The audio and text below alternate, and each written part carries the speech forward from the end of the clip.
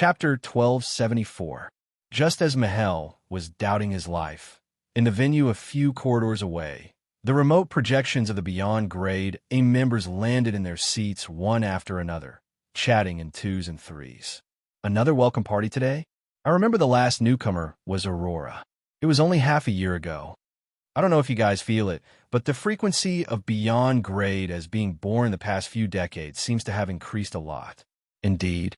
I remember a long time ago, it was already not bad for 3 or 4 Beyond Grade as to be born in the past few decades, but in the past few decades, 8 Beyond Grade as have been born. Although this is very random, it still proves that the times are improving. That's right.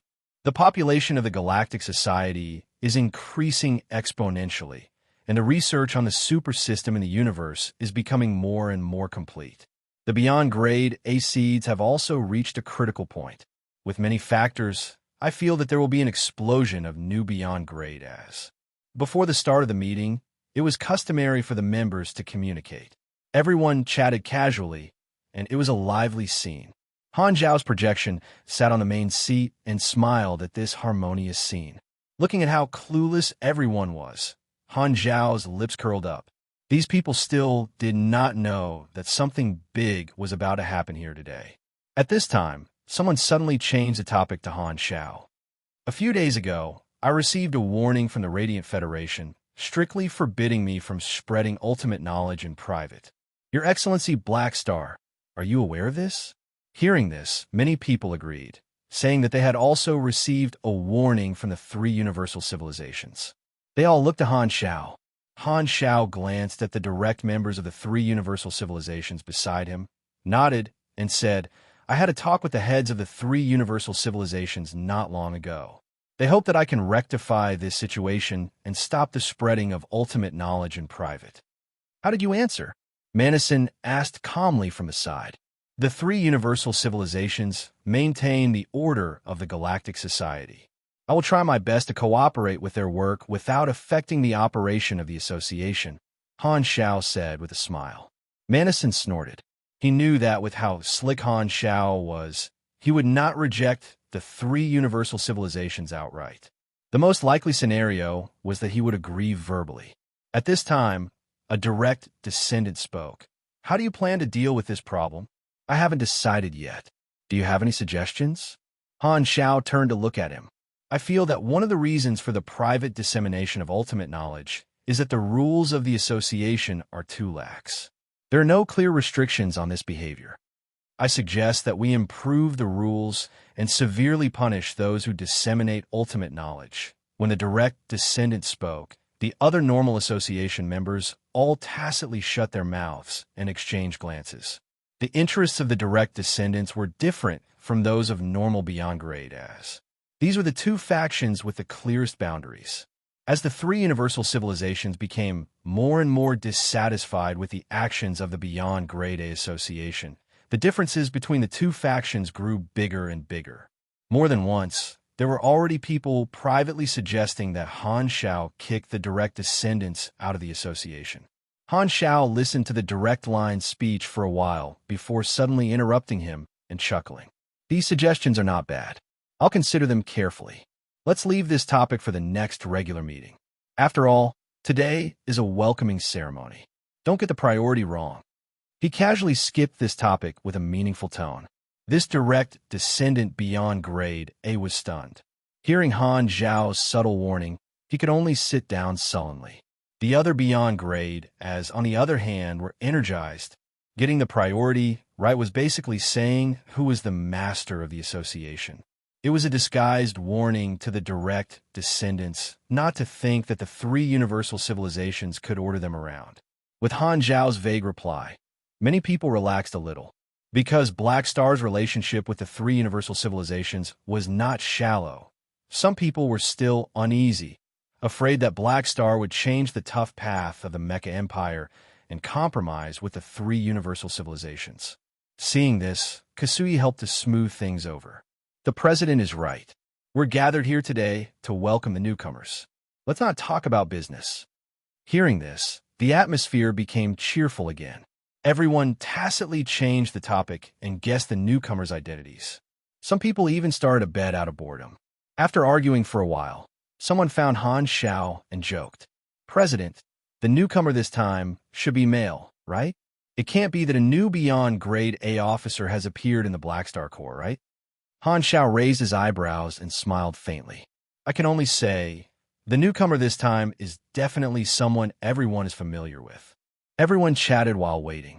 After a while, everyone finally arrived. Seeing this, Han Xiao raised his hand, signaled for everyone to quiet down, and smiled. He smiled and said, "It's about time. The welcoming ceremony can begin. Be quiet and prepare to welcome the newcomers." Hearing this, everyone quieted down and turned to look at the side door of the venue. According to tradition, the newcomers would walk out from there. Not long after, the side door was finally pushed open. Male walked out and appeared in front of everyone. Immediately, the crowd began to discuss in low voices. "It's really Male. I knew it was him. Ha, I guessed right. Don't go back on your word. And why does he look weird?" Everyone sized Male up and soon noticed something strange.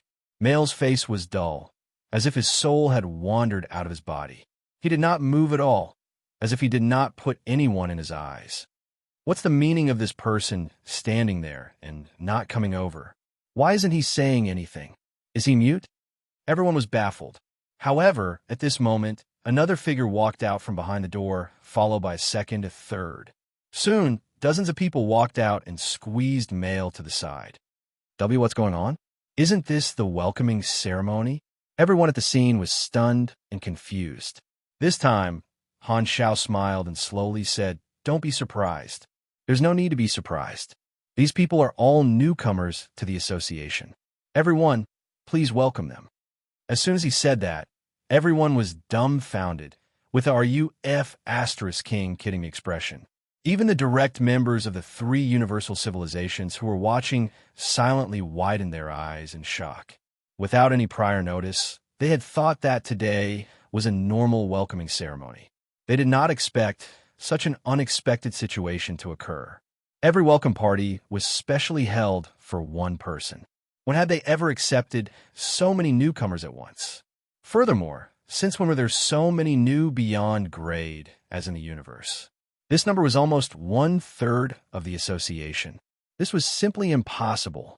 Could it be that today is some kind of festival, so the president is purposely teasing us? That must be it. As this thought flashed through everyone's mind, they subconsciously sized up the dozens of newcomers. Suddenly, they trembled. "Wait, these people look so familiar.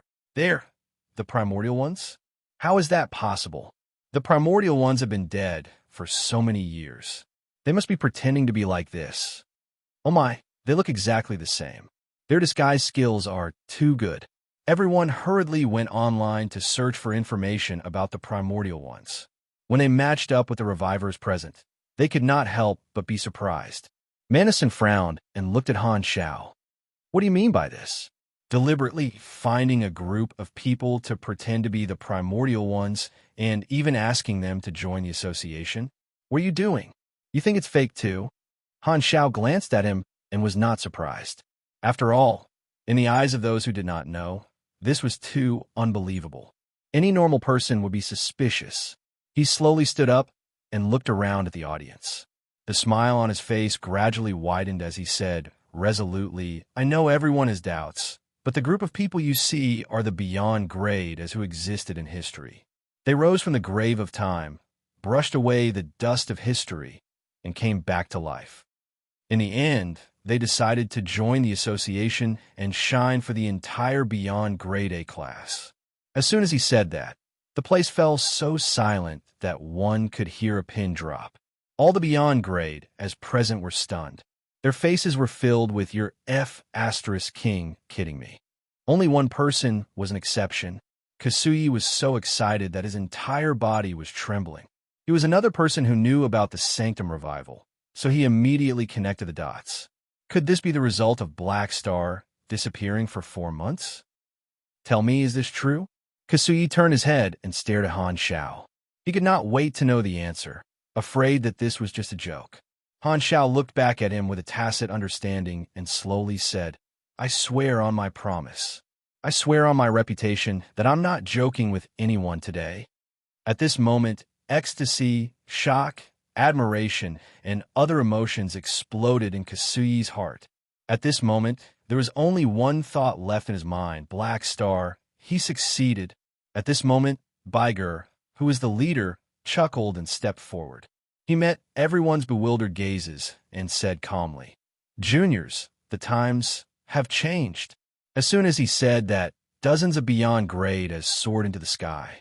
This time, they did not hold back at all. Boom!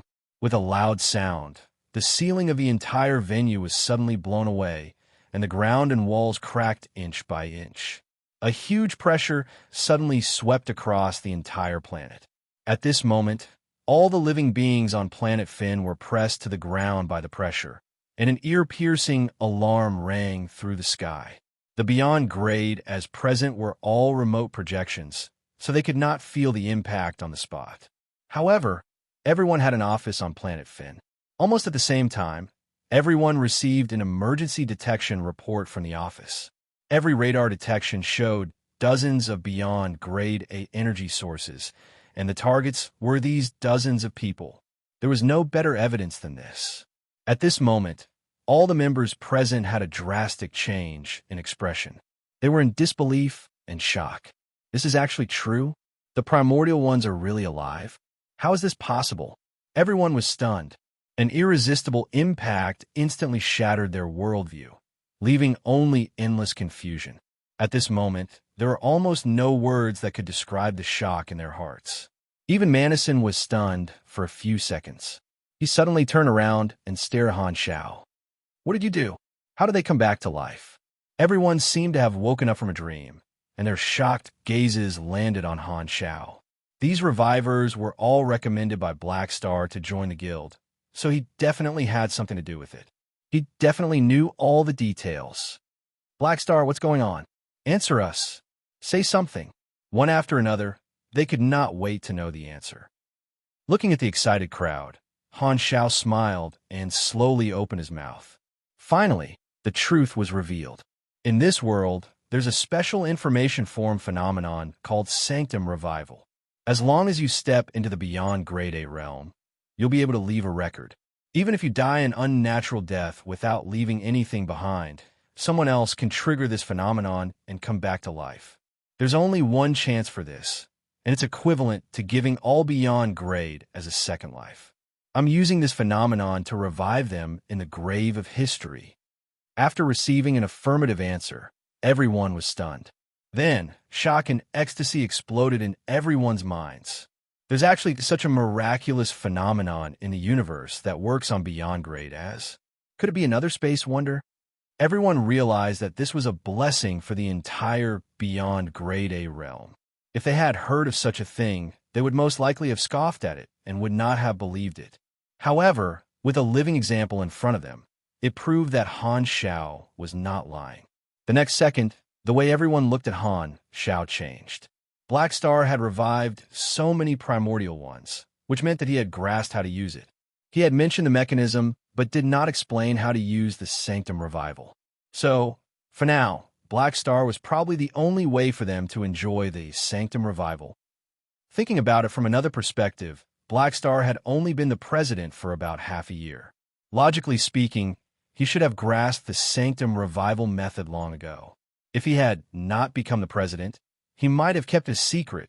At this moment, everyone felt that choosing Black Star as the president was the wisest decision. Han Shao glanced at everyone, took in their expressions, and chuckled. Since everyone is no longer suspicious, don't forget the theme of today's welcome party. As he spoke, Han Shao raised his hand, and the seats at the round table began to adjust. Rows of new seats extended from the ground, which were reserved for the revivers. Then, he was the first to applaud. "Everyone, welcome the return of the old era with me." Chapter 1275. Clap, clap, clap. With Han Shao taking the lead, the others could only suppress the shock in their hearts and clap along with him. They felt like they were witnessing history. The true portrayal of their current mood was probably like being suddenly robbed by bandits while eating hot pot and singing. It was too F*** surprising. Seeing this, the dozens of revivers smiled and sat down. Some of the primordial ones saw Male standing there dumbly and even kindly pulled him to sit with them. The applause gradually stopped, and Han Xiao sat down again. He looked at Baiger and the others, smiled, and said, "Everyone, do you want to introduce yourselves?" "I don't think there's a need." Baiger waved his hand and looked around. "If you want to know who we are, just look up history."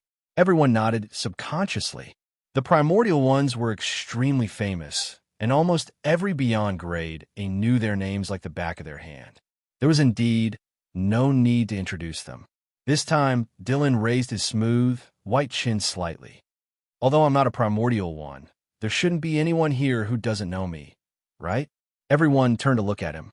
Among the revivers, there were a few historical beyond grade as who were not primordial ones. Compared to them, they were not that famous, so there were quite a few who did not know Dylan. "Who are you?" Sun Hunter was curious. "TSK, there's really someone who doesn't know me?" Dylan glanced at him. "Little thing, listen carefully. I'm the Elf King, Dylan. Go back and learn more about history. Don't ask such an ignorant question next time."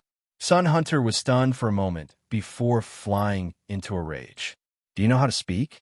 How dare you call me little thing? If not for the fact that my main body is not here, do you believe that I would have stuffed dozens of cannon barrels into your mouth and blown you to death?"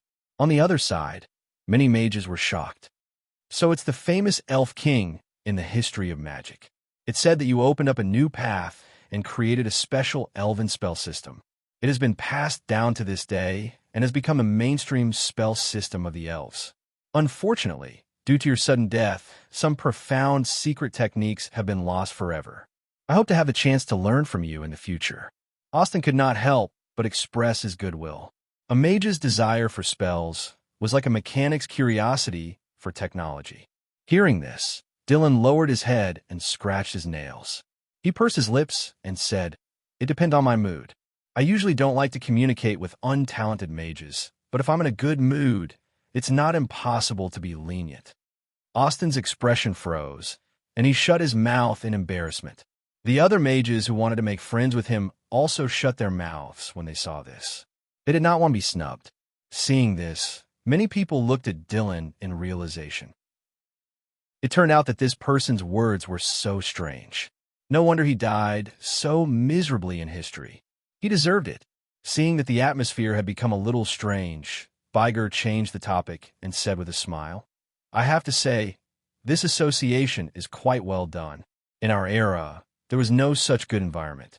The person who established the association was really far-sighted and ambitious. I'm very impressed." "I think so too." Han Xiao smiled. Hearing that, everyone couldn't help but glance at Han Xiao, then at Baiger, whose expression didn't change. "You're still the same old man." This flattery is really strong. One dares to flatter, and the other dares to accept it. Baiger turned to look at everyone and said kindly, "There's still a long way to go. I hope we can get closer." Everyone nodded and responded. No one put on an arrogant expression. The primordial ones were the pioneers who had created a new era, so they still had the necessary respect. The welcome party finally returned to its original purpose. The two groups of people communicated for a while, and the dozens of revivers integrated into the association. The original members of the association also composed themselves. No matter how unbelievable they found it, they had no choice but to accept the reality of the old people opening their coffins and rising. Although they had accepted the revivers, everyone was still full of doubts. They were very curious about how Black Star had discovered the Sanctum Revival phenomenon, how he had persuaded the revivers to join the association, where the revivers had stayed in the past, and so on. Han Xiao, on the other hand, acted calmly and skimmed over these questions without explaining. Everyone's hearts were itching.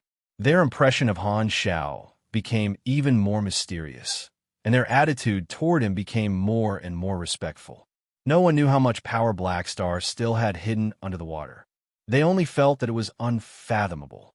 However, the more this was the case, the more relieved the members of the Beyond Grade Association were.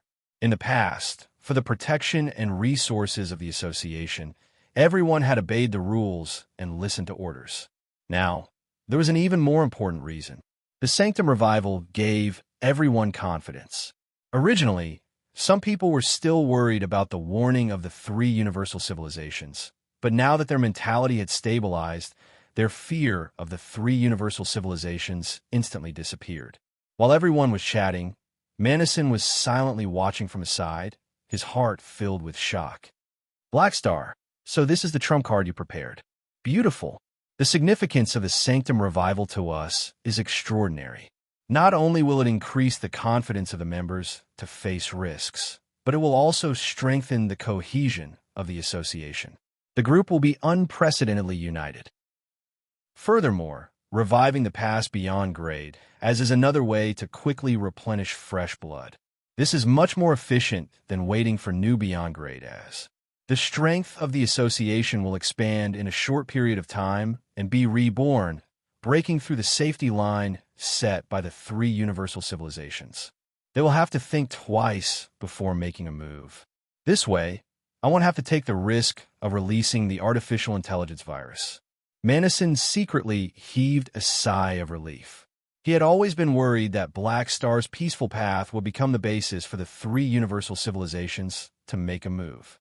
He was worried that it would be difficult to shake the determination of the three universal civilizations with just Black Star's influence. However, it seemed that Black Star's response was completely out of his expectations. He was immediately relieved that he had such a trump card. Manison had to admit that this move of Black Star's was much more effective than his virus deterrence plan, which was to kill 1,000 enemies at the cost of 800 of his own men. Although the two of them usually did not get along, he acknowledged Han Zhao's ability. At this moment, he felt relieved that he did not trust the wrong person. On the other side, Kasui glanced at Han Zhao from time to time, finding him more and more pleasing to the eye. Kasui was not ignorant about the Sanctum Revival. He was probably the only one present other than Han Zhao who knew that there was no limit to the number of times the Sanctum Revival could be used. He was more excited than anyone else. He did not know why Han Zhao pretended that there was only one chance for the Sanctum Revival, but after thinking about it, he could guess the general intention. Naturally, he would not expose on the spot. At this moment, Kasui could not help but feel lucky. Fortunately, I have a good relationship with Black Star and have not offended him. Also, it's fortunate that the companion I chose for the Celestial Star Alliance trip is Black Star. If it were anyone else, even if they knew about the existence of the Sanctums, they would probably be like me, clueless for decades. I wonder how Han Zhao mastered the Sanctum Revival. Kasui did not know about the existence of the Holy Covenant organization. He thought that the trip to the secondary dimensions was the only inspiration Han Zhao had received. He secretly sighed that he had chosen the most reliable companion. While most of the association members were pleasantly surprised and excited, only the direct members of the three universal civilizations had solemn expressions. From a personal point of view, the Sanctum Revival was indeed a blessing for the Beyond Grade as. However, from the perspective of a civilization, the fact that the Beyond Grade A Association had this method was undoubtedly earth-shattering bad news for the direct members. Beyond Grade as have an extra life. If we can't get rid of the unstable factors once and for all, it'll be troublesome. Even if we can get rid of them once, the dead will definitely become smarter after being revived and will hide in the dark to take revenge. The core of the problem is Black Star. Only he has the method of the Sanctum Revival. Unless we kill him first or get the method of the Sanctum Revival from him, it's almost impossible to split the Beyond Grade A Association. Many of the direct members frowned, and similar thoughts flashed through their minds. They had more or less received news that the upper echelons of the civilizations were about to deal a substantial blow to the Beyond Grade A Association. At this juncture, Black Star had revealed his true intentions and deliberately revealed this method. In their eyes, it was undoubtedly a warning signal, wanting to use this move to intimidate the three universal civilizations so that they would not dare act rashly. Furthermore, the high-end combatants of the association had suddenly soared by 1/3. Even if the upper echelons of their own civilization wanted to make a move, they would have to consider the cost again. For the sake of the entire Beyond Grade, as he did not hesitate to take on the pressure himself. This is not like Black Star's usual style. Thinking of this, many direct members looked at Han Xiao meaningfully.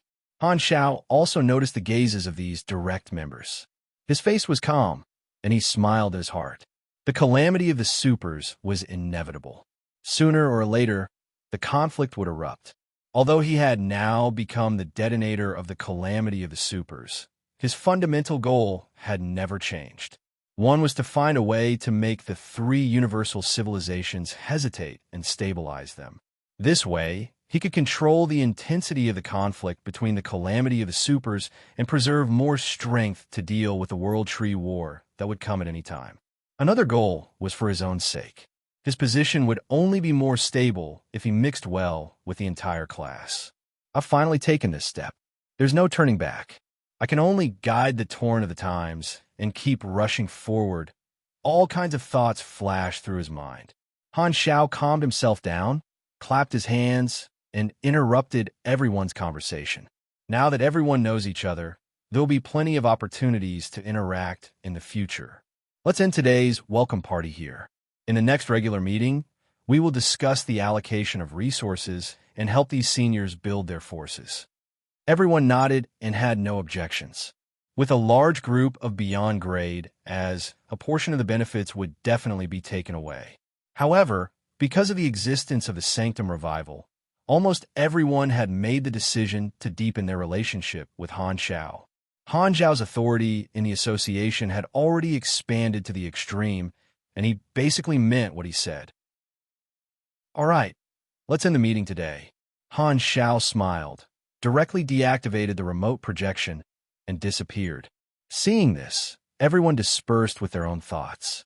No matter what kind of feelings they had, everyone realized that from today onwards, the ecology of the beyond grade had been rewritten. When what happened in this venue today spread out, the structure of the entire galactic society would be greatly impacted. A storm of change would definitely be set off from here and sweep across the entire universe. The initiator was Black Star, who had not revealed himself for the past few decades and suddenly released a trump card. The many beyond grade had a vague feeling that Black Star, who they had pushed to the top, might very well be the beginning of a new era. The content of this welcome party was not kept a secret. With the help of people with ulterior motives, the news spread faster than expected. The next day, it spread throughout the major star fields, and countless media outlets wrote all kinds of reports, competing to be the first to broadcast. For a time, the news media channels in the major regions were all shocking. The return of the primordial ones. Truth or lie? The truth of the Sanctum Revival. Shocking news from the Beyond Grade A Association. Where did the dozens of new Beyond Grade come from? Black Star. Welcome the return of the old era. Such headlines. Who knew how many galactic residents and galactic organizations saw this news, and their first reaction was disbelief, thinking that this was false information. The Sanctum Revival could revive dead beyond grade as the primordial ones who had long been buried by history were collectively resurrected. Stop joking, okay? Even a TV series would not dare to film this.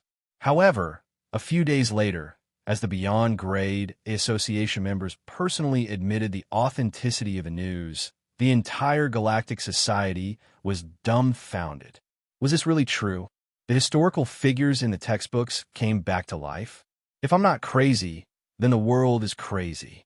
The emotions of countless people exploded, driven by panic, fanaticism, and shock. The news spread faster and faster, and the galactic society that had been peaceful for decades was once again stirred up.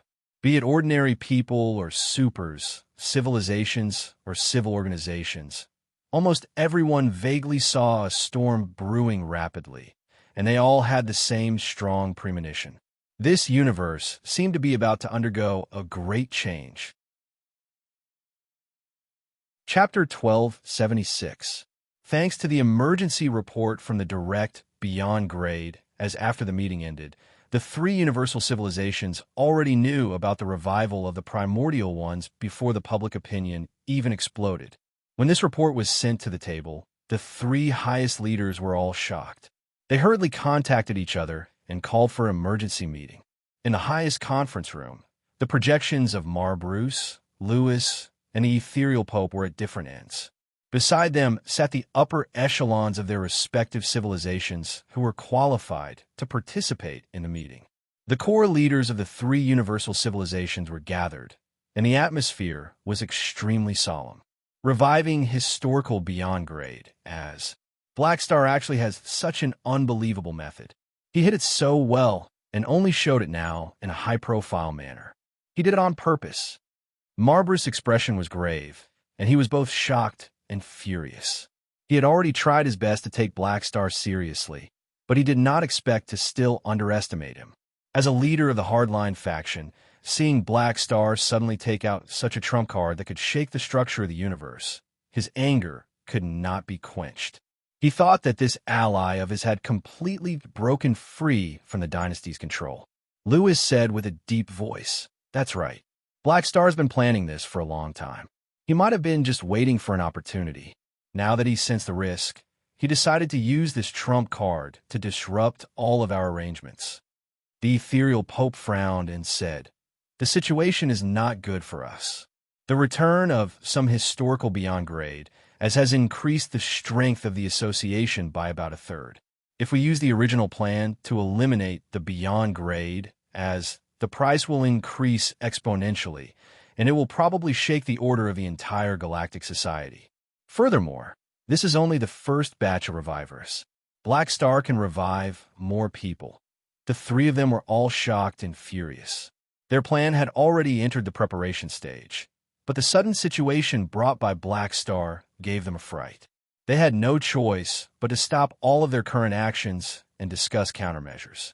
As the source of this trouble, Blackstar's good impression of the three of them completely disappeared, leaving only endless hostility. Even though Blackstar was the dynasty's ally in name, Bruce was still hostile toward him. When the other party was beneficial to their rule, even if there was a personal grudge, they could still work together with a smile. However, Blackstar's actions had broken the balance of the universe. He was already shaking the foundation of the three universal civilizations rule. Those titles and positions could not stop them from becoming enemies. There was nothing to talk about. The way the three of them saw it, they had given Blackstar so many benefits, only to have Blackstar stab them in the back. If not for the fear of Blackstar's strength, influence, and connections, the three of them would have gathered the army and destroyed the Blackstar core directly. Bruce suppressed the impulse in his heart and said with a deep voice, "This is already a very dangerous situation. If it's already so troublesome in the short term, it'll be even more dangerous in the long term. Don't forget, many beyond grade as in history have grudges with us, such as the guardians of the civilizations we destroyed in the exploration era, or the beyond grade, as who were implicated in the tragedy of the Pinnacles. If they come back, it's very likely that they'll take revenge on us." The upper echelons present all knew the severity of not being able to eliminate the root of the problem, and they could only shudder. Although the three universal civilizations had many direct beyond grade, as their numbers could not be compared to the number of enemies in history. Once the enemies revived on a large scale, their direct forces would very likely be wiped out by the enemies, causing the civilizations to lose all protection in the field of individual strength. The strongest thing about beyond grade, as was their special strategic significance. One person could form an army, and they had unparalleled flexibility, without direct forces to suppress them. Even if the three universal civilizations could still eliminate the beyond grade, as with their fleets, technology, and various universal treasures, the cost would increase exponentially. The ethereal Pope thought further and said solemnly, "From the overall situation, even if we don't take into account the enemies, the three universal civilizations' ruling position is in danger of being overturned. The Sanctum Revival will increase the life expectancy of the beyond grade, as in increase their risk resistance, causing the accumulation of the total number of beyond grade, as in the universe, to increase qualitatively. With this trend, in the near future, the total number of beyond grade, as will break the balance between civilizations and individual strength, enough to break the foundation of our rule. At that time, it will be difficult to reverse the situation. It will no longer be the beyond grade as who are worried about us taking action, but us who are afraid of the beyond grade A association's ambition. As he spoke, the ethereal Pope suddenly sighed helplessly. But what's the use of knowing the trend? Black Star's trump card has contributed to the balance under deterrence. He has the remote control to change the era. We can't act rashly anymore. Hearing this, the three of them fell silent.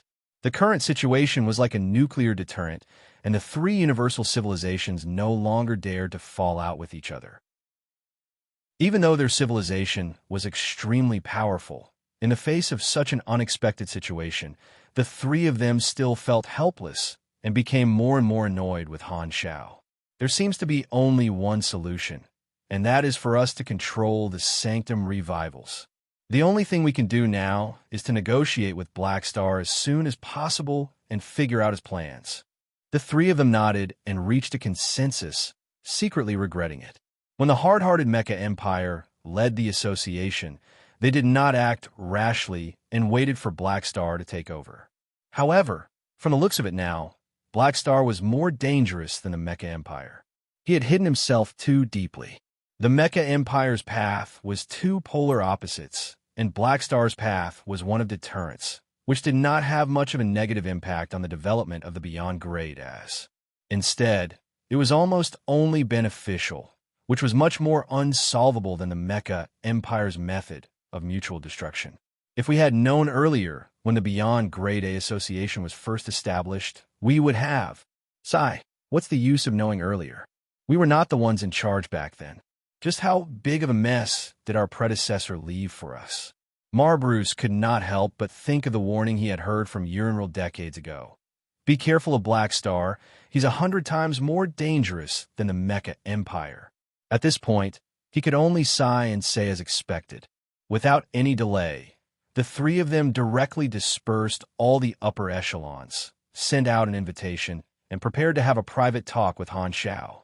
The three of them did not have to wait long, and soon, Han Xiao's remote projection arrived. Your Excellencies, what a coincidence that we meet again so soon. Han Xiao's attitude was still the same, slightly nodding with a faint smile on his face. Although Han Xiao's tone was exactly the same as before, the three of them felt that there was a hint of mockery in it. Bruce suppressed the urge to strangle Han Xiao and said with a deep voice, "Black Star, I'm sure you know why we called you over. Long story short, what exactly is the Sanctum Revival?" Han Xiao blinked. "I'm not too sure either. I also discovered this strange phenomenon by chance. Maybe it's some kind of space wonder." The corners of the three of their mouths twitched. Don't mention the term space wonder anymore. Just hearing it gives me a headache. Then, what's the process of the Sanctum Revival like? Are there any rules or restrictions? Lewis continued. I'm not too sure either. I haven't studied it thoroughly yet. Han Xiao shrugged. The ethereal Pope cleared his throat and said with a deep voice, "I wonder if you're willing to share the method of the Sanctum Revival. We can discuss anything you want." Han Xiao smiled, but did not say anything. "Little brother, what are you thinking?" Seeing this, the three of them also knew that this request was wishful thinking and were secretly unwilling. Bruce clenched his teeth and said with a deep voice, "Black Star, you should know what kind of chaos the Sanctum Revival will bring to the Galactic Society. What's your motive for reviving these historical Beyond Grade as? What's your purpose?" Hearing this, Han Xiao smiled. "What are you talking about? I just wanted to test if the Sanctum Revival was effective. I didn't expect to accidentally revive this group of people. This was just an experiment accident. I can't possibly stuff them back into their graves, right?" Bruce almost exploded with anger. Experiment accident? Only a fool would believe this reason. The ethereal Pope took over and said with a serious tone, "Whether it's an accident or not, the Beyond Grade A Association now has a group of so-called newcomers. We really want to know how you're going to deal with this problem." What the three of them were most worried about was that Black Star would take the initiative to take action with this group of new people. There's no need to deal with them. Since they joined the association, they're naturally part of the association. There's no need for special treatment. I'll only give them a certain amount of resources and assistance according to the established rules of the association. As for other things, as long as they don't violate the rules of the association, I won't care. Han Zhao's attitude was stubborn. That's not enough. You know very well what we mean. We hope you can guarantee that the Beyond Grade A Association will always abide by the rules. Han Zhao chuckled. Even if I guarantee it, would you believe me? The three of them shook their heads helplessly. Indeed, not to mention that the foundation of trust between the two sides had already collapsed. Even if they believed in Black Star, their own responsibilities required them to plan ahead and prepare for the worst. It was useless for anyone to guarantee it. The three of them did not dare show a hostile attitude toward Black Star now.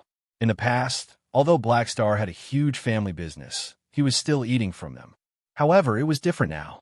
Due to the existence of the Sanctum Revival, Black Star himself had the meaning of strategic deterrence and detonator. He was already on equal footing with the three universal civilizations. Mar Bruce narrowed his eyes and suddenly said, "Black Star, are you still an ally of the dynasty?" Han Zhao glanced at him, thought for a while, and said, "The alliance hasn't been torn apart. The dynasty has always provided me with a lot of help. Of course, we're allies." Completely falling out with them was not in his interest, and Han Zhao did not want to do so.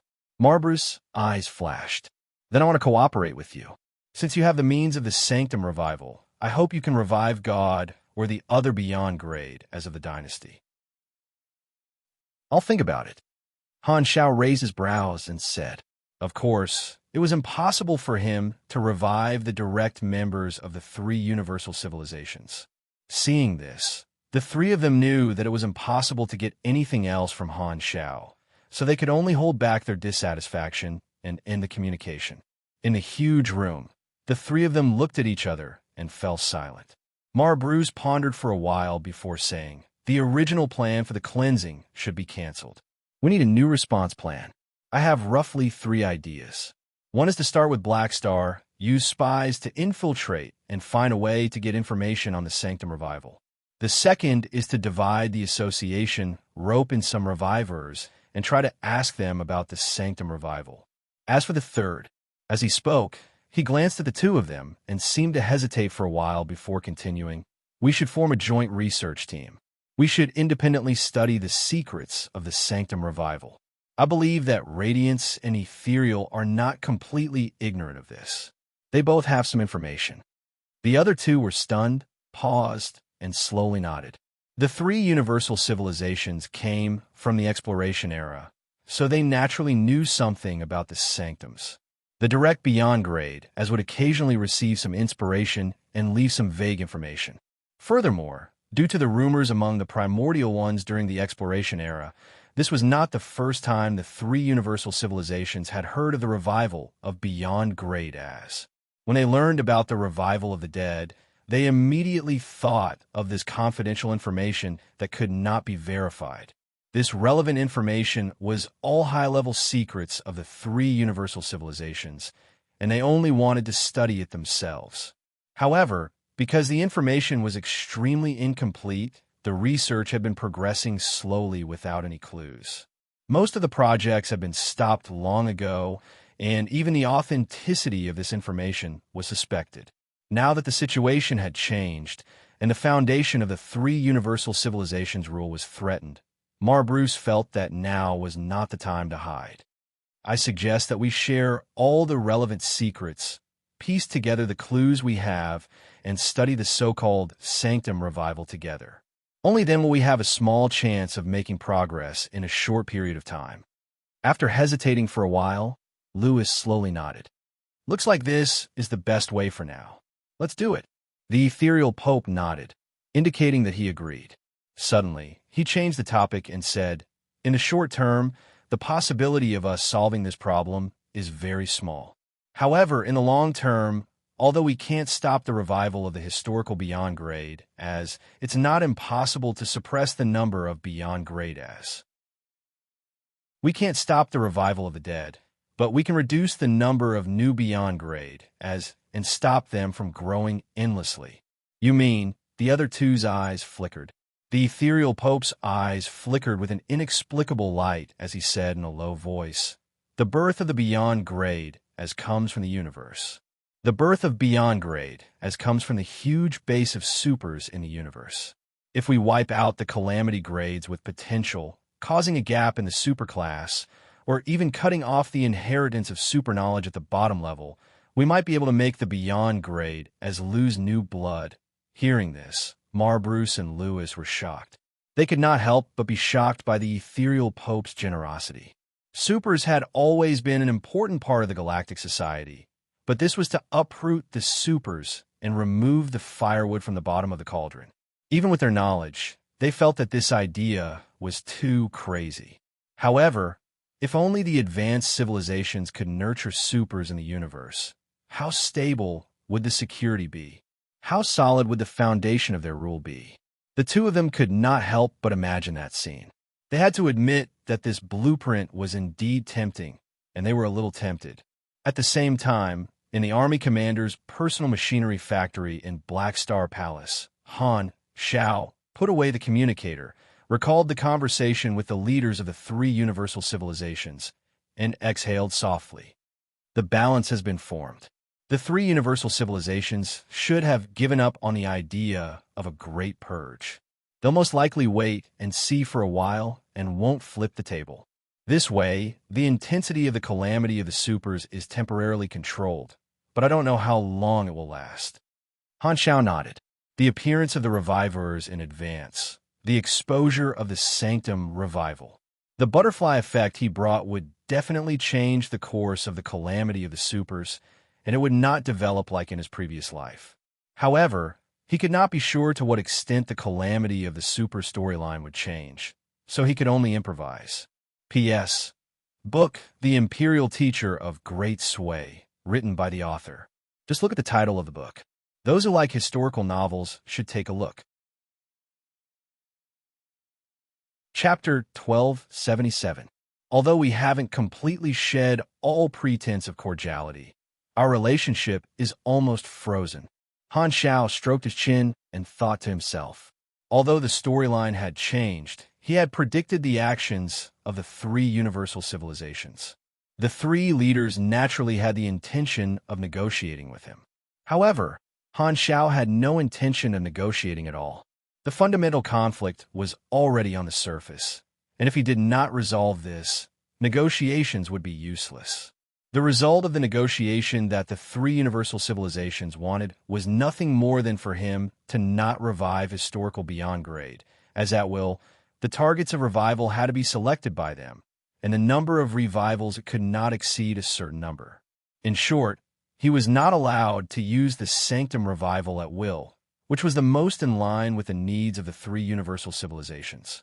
Even if he compromised, as long as the three universal civilizations did not grasp the sanctum revival, their actions would not change. The foundation of trust had been shattered, and nothing could dispel their fear. The fundamental conflict of interest had already made it impossible for the two sides to reach consensus. Han Xiao naturally did not want to tie his hands and feet. Now that the deterrence and balance had been barely achieved, it did not matter if he did not negotiate. However, even if he did not negotiate, he did not want to excessively stimulate the nerves of the three universal civilizations.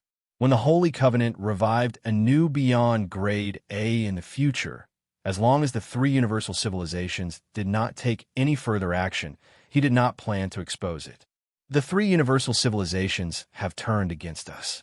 Although it's not to the extent of being openly hostile, my business cooperation with the three universal civilizations should slowly be removed, and those resources will naturally not be given to me anymore. TSK. Bruce didn't like me in the first place. It was only because of the agreement unravel signed that he had no choice but to continue supporting me unwillingly. Now, he can finally terminate the cooperation with me legitimately. However, I'm probably not the only one who will receive such treatment. Other than the direct descendants and allies who have not made a clear statement, it will be very difficult for the others to cooperate with the three universal civilizations. I still have to strengthen the independence of the association. Han Zhao's eyes turned. The nature of the storm caused by the Beyond Grade A association this time had changed. The three universal civilizations would most likely not continue to support the enemy, and non-armed countermeasures, such as economic sanctions in the future, could not be ruled out. With the three universal civilizations taking the lead, a large number of affiliated civilizations would also terminate their cooperation with certain Beyond Grade A organizations. If some targeted policies were introduced, many galactic financial groups would consciously terminate their contracts with the Beyond Grade A organizations, making the development of the Beyond Grade A organizations difficult. No matter how strong an individual was, the development of the organization could not be achieved overnight. Han Xiao did not doubt the influence of the three universal civilizations in this regard. At a certain level, free trade would eventually become a political issue. However, for the three Beyond Grade A organizations, it would be a huge loss, and many of their channels would be cut off. Under such circumstances, the Superstar Cluster Alliance would most likely take advantage of the situation and try to contact some of the Beyond Grade as to replace the position of the three universal civilizations. However, perhaps the three universal civilizations would rather turn to the Superstar Cluster Alliance instead of continuing to work with the Beyond Grade A Association. Of course, even if the three universal civilizations did this, they would not do it in a high-profile manner. This battle would only take place out of the sight of most galactic residents. These problems might not happen in the short term, but it was necessary for the Beyond Grade A Association to establish a profit system independent of the three universal civilizations, in Han Zhao's opinion.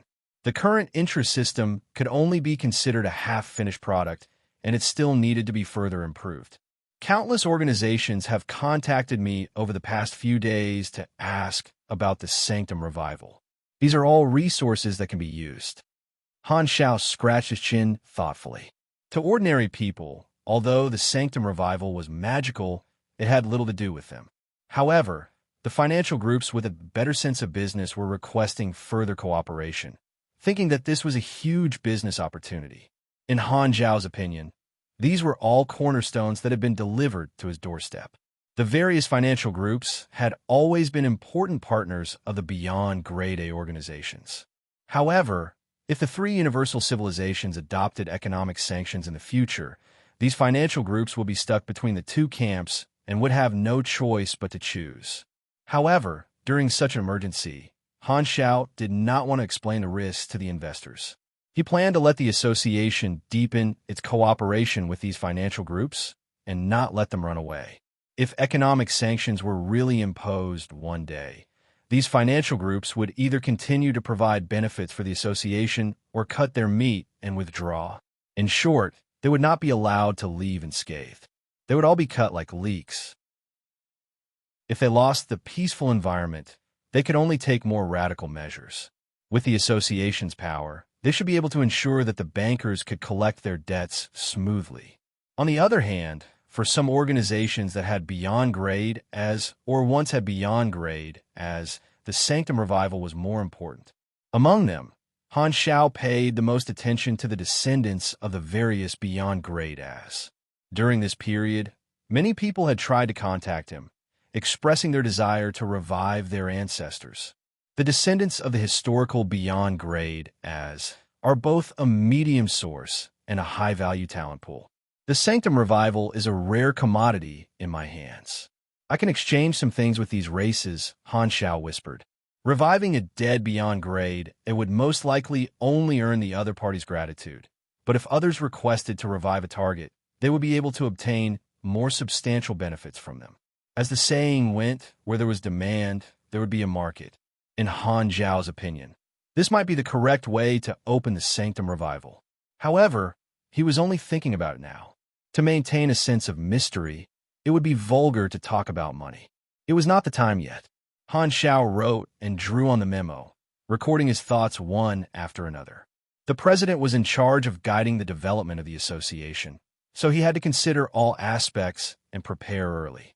Very soon, the memo was densely written. Han Xiao listed the tasks that needed to be completed at the moment. It looked complicated and trivial. He browsed through it from the beginning and nodded. That's basically it for the development of the association, and the organization is only one aspect. I've taken the pressure on myself, and my own strength is the foundation to maintain all of this. While thinking, Han Xiao opened the interface and smiled. With the revivers joining the association, the bonus of proof of leadership had a small increase. In the past few decades, he had digested most of Jace's technological treasures and created all kinds of gold equipment.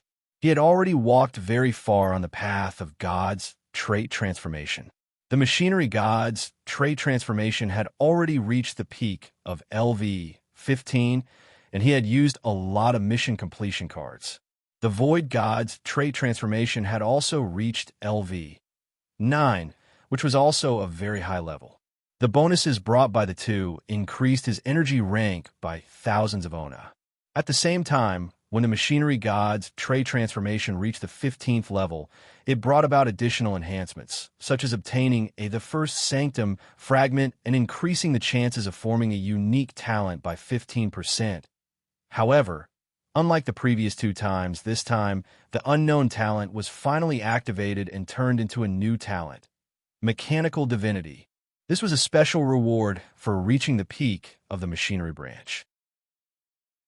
It had a comprehensive effect, and the range of bonuses covered ability strength, mechanical force affinity, manufacturing efficiency, basic attributes, endurance, and so on. It increased Han Zhao's energy rank by another 900 ona. Other than that, Mechanical Divinity had two additional abilities. The first was that when using mechanical force to connect to machinery, he could slowly stack his statuses, becoming stronger the more he fought.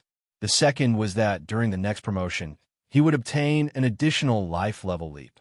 In Han Zhao's opinion, this was probably the most crucial effect of this talent. Only then could it be called a transformation. As for the other Void Path, it mainly strengthened his racial characteristics and basic attributes, and his racial talents had improved quite a bit. At the 5th level, the Black Star race's talent, Mechanical Genius, had evolved by a huge leap. At the same time, he had also obtained a Sanctum Fragment, which was also for the first Sanctum. As for exclusive talents, Han Xiao was finally not completely clueless. After decades of research, he finally triggered a notification related to exclusive talents. Exclusive talents were not the type that could be comprehended instantly. The mechanism was that during related activities, a certain amount of progress would be randomly obtained. Only when the progress reached 100% would a true talent be formed. The frequency and range of triggering depended on the exclusive talent formation probability. Because of the bonus from God's trait transformation, Han Xiao had only managed to activate the embryonic form. After decades, he had only triggered it about 3 times. The probability was very low, and the progress was only at 44.7%. According to this speed, a normal beyond grade A would take more than 100 years to create an exclusive talent. Awakening points could speed up this process, but Han Xiao had not been able to harvest leaks for decades, so he had been very frugal. He did not upgrade his abilities much, so he naturally did not have many awakening points. Han Technician looked at the interface and silently calculated his strength. The energy rank increase brought to me by the various talents is too high. I've already pulled away from the first tier beyond grade, as in the universe. I might really be able to create a new level during the level 360 promotion. It's best to push the God's trait transformation path to the peak before the promotion to maximize the benefits. The gold grade blueprints in Jace's technological treasure trove might not be enough, but I should be able to collect a wave of them the next time I enter the first sanctum. I won't have to worry about not having enough God's trait transformation points. Han Zhao's eyes sparkled. He was secretly looking forward to it. It seemed like no one had ever stepped into the higher realm of individual strength in any iteration. He wondered what would feel like then, in the Supercluster Alliance's joint conference room. Who would have thought that the Beyond Grade A Association would give us such a big surprise? The leaders of the various supercluster civilizations gathered together. They could barely hide the smiles on their faces. Ever since their defeat in the Flickering War, the Supercluster Alliance had been chased out of the flickering world by the three universal civilizations. They could only endure the humiliation, return home to lick their wounds, recuperate, and lie dormant to look for other opportunities. However, they did not expect that in just a few decades, the structure of the universe would change. The conflict between the Beyond Grade as and the three universal civilizations has begun. Black Star is always full of surprises. He actually dug up those dead people. This time, the three universal civilizations will definitely not sit still. This is our chance. The Star Arc civilization's leader's eyes sparkled. This is indeed a good time to intervene. It's another direction to shake the rule of the three universal civilizations.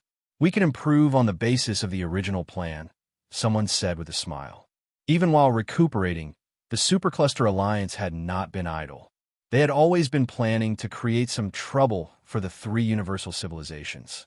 They had originally planned to support a special organization together, take the route of the lowest level, and incite the anger of the people to reduce the hearts of the three universal civilizations as much as possible.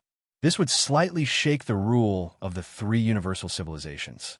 However, plans could not keep up with changes. Now, there was clearly a better choice. Everyone had their own ideas, and they began discussing intensely. Then, how should we intervene in this storm? We can't do it ourselves. We have to hide behind the scenes. Now that the three universal civilizations and the Beyond Grade A Association are still restraining themselves, we should intensify their conflict and make them openly hostile. The best result would be a lose-lose situation. However, the Beyond Grade A Association only has top-level strength, and their strength is too weak. They're no match for the three universal civilizations. Maybe we should think of a way to increase the association's strength. You mean cooperation with benefits? Although it's feasible, it will also attract the attention of the three universal civilizations. No, not cooperation. We can secretly kill the association members and frame the three universal civilizations, just like what they did to us in the tragedy of the Pinnacles. Everyone threw out one plan after another and discussed endlessly. At this time, the Star Arc civilization's leader's eyes sparkled. Maybe we can play a big game. Hearing this, the others looked over with curious expressions. What do you think? The Star Arc civilization's leader narrowed his eyes and said with a deep voice, "The current conflict is only between the Beyond Grade as and the three universal civilizations. The scope is still too narrow. We can stir up a bigger conflict. For example, expand the conflict to the supers and the three universal civilizations. We can spread rumors that the three universal civilizations want to kill the supers in order to stop the new Beyond Grade as. Then we can find some people to pretend to be the hunting team of the three universal civilizations and expose it. Even if the rumors are too exaggerated, fear is the best persuasive force. The Beyond Grade as are the natural opinion leaders of the supers. This way, we should be able to push many supers to the association side and confront the three universal civilizations, expanding the conflict. Since the association is profitable, there's a high chance that they will cooperate and take the opportunity to strengthen their forces. The three universal civilizations will lose a large number of supers, and their prestige will plummet. Isn't this a great deal? Hearing this, everyone was shocked and looked at each other. After a moment of silence, someone could not help but ask, "Isn't this a little too exaggerated? If we incite a rebellion of the entire superclass, the Galactic Society will be in chaos. Furthermore, the three universal civilizations will not sit still and will definitely retaliate. What if they expose us instead? The risk is indeed high, but the benefits are also huge. This is already a good gamble. I'm just suggesting a new idea. As for how to do it, we have to think about it carefully." The Star Arc civilization's leader shrugged, indicating that they could only make a choice. He suddenly paused and added, "The three universal civilizations are not pure. Judging from their current situation, they might really have the idea of creating a gap in the superclass. Since they can't stop the dead from coming back to life, they can only stop the birth of new people. However, even if they have the idea, they will only act secretly and only target the calamity grades with potential. What we have to do is probably just help them publicize it. As he spoke, the Star Arc Civilization's leader sneered. He did not dare say anything else, but when it came to fanning the flames, he was a professional. At the same time, somewhere in the ancient star desert, in a bustling galactic transit station, on the bustling street, a few guys in black hooded robes walked in the endless stream of people. Their hoods covered their faces, so their appearances could not be seen clearly. Suddenly, they stopped and looked up at a tall building not far away. At this time, the virtual screen on the outer wall was broadcasting news related to the Sanctum Revival, describing the identity of the association's revivers. The burly man in the lead lifted his hood slightly, revealing a resolute and cold face. It was Pangan. These people were the group of Avengers who had left the Holy Covenant more than 2 months ago. Humph, have Baigur and the others already appeared? Pangan whispered to himself. A companion beside him glanced at him and asked, "We've already been out for a few months. What do you plan to do?" Pangan's eyes flashed coldly. "With the strength of the few of us, it's still too early to take revenge on the advanced civilizations. It just so happens that Baigur and the others have attracted the attention of the entire universe. We'll lay low and secretly develop our forces. When we accumulate enough strength, it won't be too late to take revenge on the 3 universal civilizations. Before that, we have to hide our hostility. We can even pretend to cooperate with the 3 universal civilizations and stab them when the time is right." As he spoke, Pangan took out his communicator, which displayed the life history of a person. It was E.S. God. He glanced at his companion, pointed at E.S. God's profile picture, and said with a deep voice, "This method of doing things like this is very useful. Just like this junior's method, there's a lot of learning value. We can refer to his method." Chapter 1278. In the depths of the secondary dimension world. This was a verdant land, lush and verdant, with a harmonious landscape, full of vitality. In the center was a white tower with a beautiful and prosperous appearance. The surrounding buildings were arranged in a ring, and the height gradually decreased from the inside out. The continuous building complex extended to the end of the line of sight, as if it was a city built to protect this tower. The streets were bustling with life. Species with different appearances lived here harmoniously. Most of them were species that existed in the main universe, but there were also a few native species that were born in this secondary dimension.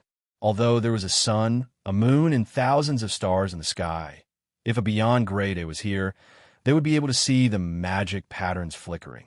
These scenes were all illusions engraved by magic circuits and did not exist in reality. At this moment, there was a beautiful brown wooden table on the balcony at the top of the tower. It was made of magic core wood, a precious material in magic alchemy. There were 4 ivory white teacups on the table, which looked like they were made of ceramic. The teacups were filled with amber-colored tea. Steam was rising from the teacups, and a refreshing fragrance filled the air, making one feel calm. Clearly, it was also a precious tea ingredient. 4 figures sat around the table, overlooking the boundless city while drinking tea elegantly. They appeared to be leisurely and carefree. At this moment, an almost invisible shadow suddenly appeared beside the table, as if this space suddenly had the effect of a convex mirror. "My messenger is back," one of the old men in a gorgeous mage robe pressed between his eyebrows. Thick magic power turned into an invisible vortex, instantly absorbing the shadow. He closed his eyes, his expression as if he was savoring it. Suddenly, his brows raised. Something big seems to have happened in the main universe. Hearing this, the others put down their teacups and looked over curiously. "What happened over there? See for yourselves." The old mage pointed his finger, and a thread of psychic energy shot out from between his eyebrows, entering the heads of the other 3, sharing their memories. Inside was the galactic news about the Beyond Grade A Association. The primordial ones are alive? The Sanctum Revival? There's actually such a thing. Their expressions changed, revealing looks of surprise. The main universe is changing with each passing day. Things that were previously unimaginable seem to be coming true one by one. This is the tide of the times. The old mage's tone was somewhat emotional. Let them do whatever they want. In any case, it has nothing to do with us. Didn't we hide from the world long ago because we didn't want to be involved in this kind of storm? Another person shook his head. Even the advanced civilizations could not supervise the birth of every beyond grade A super. Everyone had different pursuits. Occasionally, there would be new beyond grade as who were unwilling to fight for power, unwilling to show their abilities, unwilling to participate in the changes of the times. Thus, after stepping into the beyond grade A realm, they would choose to live in seclusion, hiding the strength they had obtained with great difficulty. Because those who could advance to beyond grade A were usually people with strong desires. Such new beyond grade, as without ambition, were relatively rare. Due to luck and other factors, they were not recorded by the advanced civilizations. The four present were all beyond grade, as who had lived in seclusion a long time ago. They shared the same ideals and had left the main universe together, settling down in the depths of the secondary dimensions. They hid in small buildings and did not care about the seasons. This secondary dimension, called the Kingdom of the Four Gods, was not naturally formed. The four of them had chosen a suitable dimension, placed the materials, population, and other elements stolen from the main universe, and transformed it into a prosperous utopia-like world. At the same time, everyone's memories of the main universe were erased, making the residents think that this dimension was the entire world. The population had been passed down generation after generation, and they had long believed in this. The residents were far away from the chaos of war and enjoyed the peace of seclusion. Almost everyone could live to the end of their lives, and the four of them were respected as gods of creation.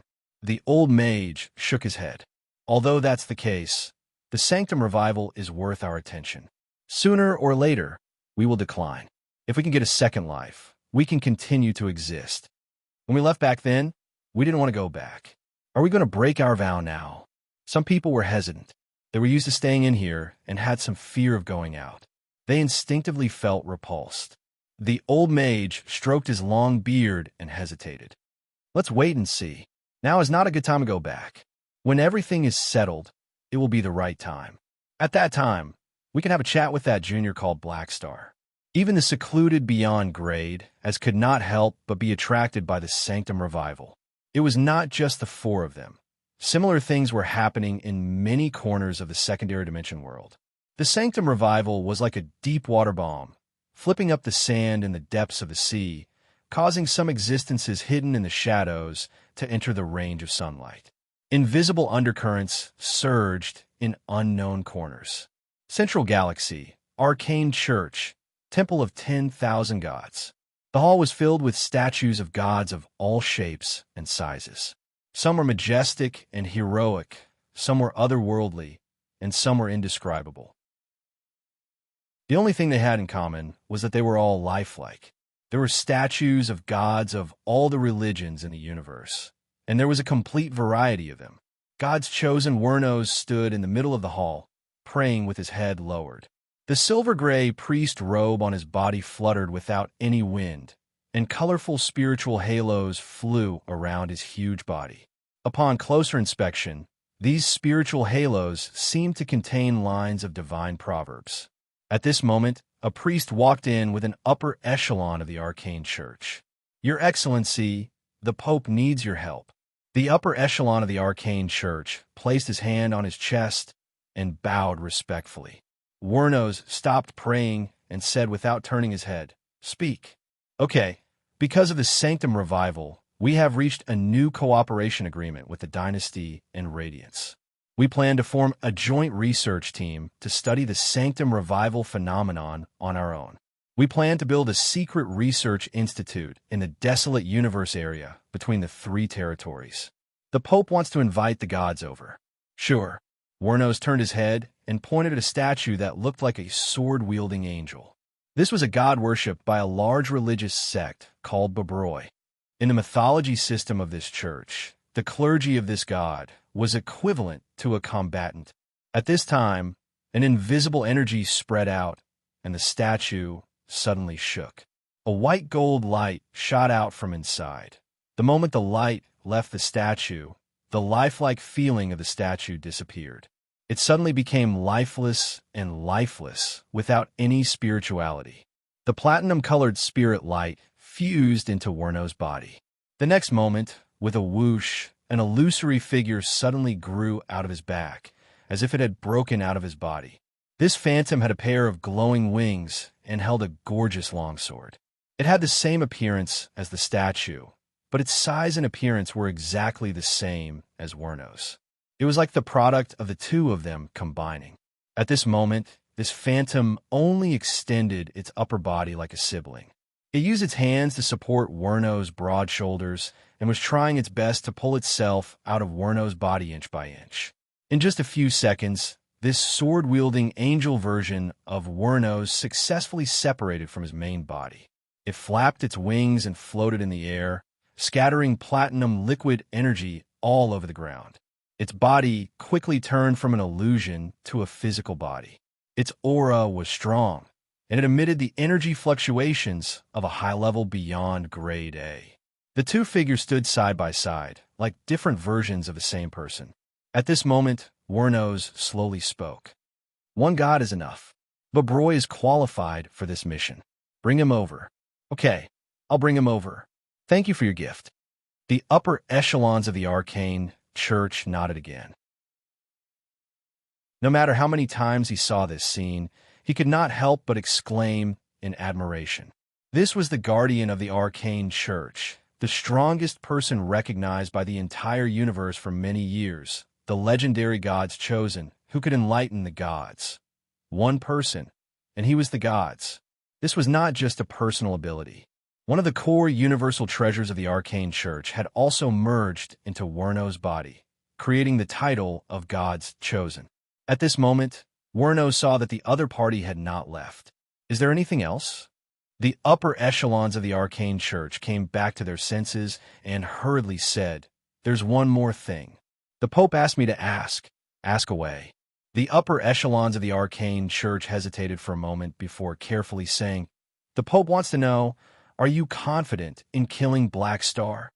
Hearing this, Wernos finally looked back at him and frowned. "I'm not confident." "Okay, sorry to disturb you. I'll be leaving." The upper echelons of the arcane church had no choice but to leave. After watching the official disappear from his sight, Wernos retracted his gaze and lowered his head to continue praying.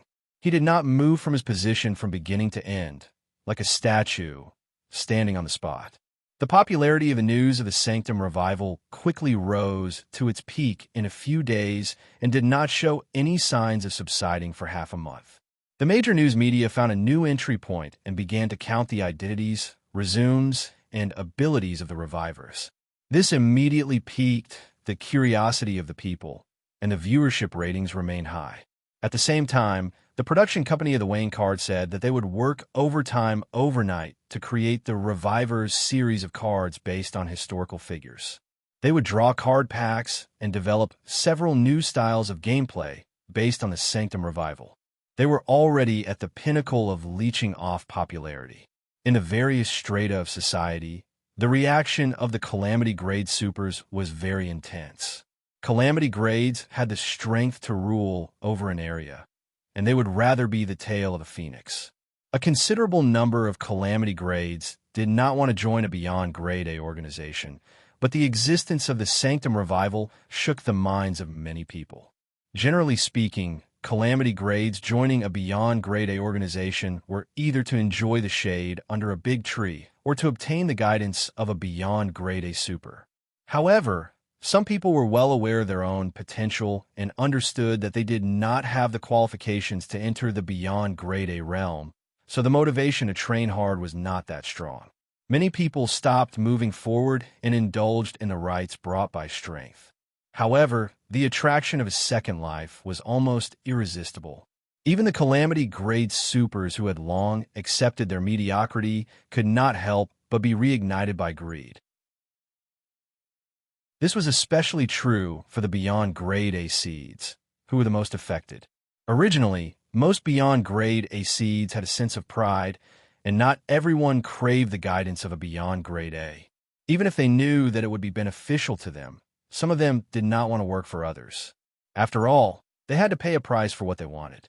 Some beyond grade A seeds who were lone wolves only wanted to walk their own path and complete the sublimation on their own.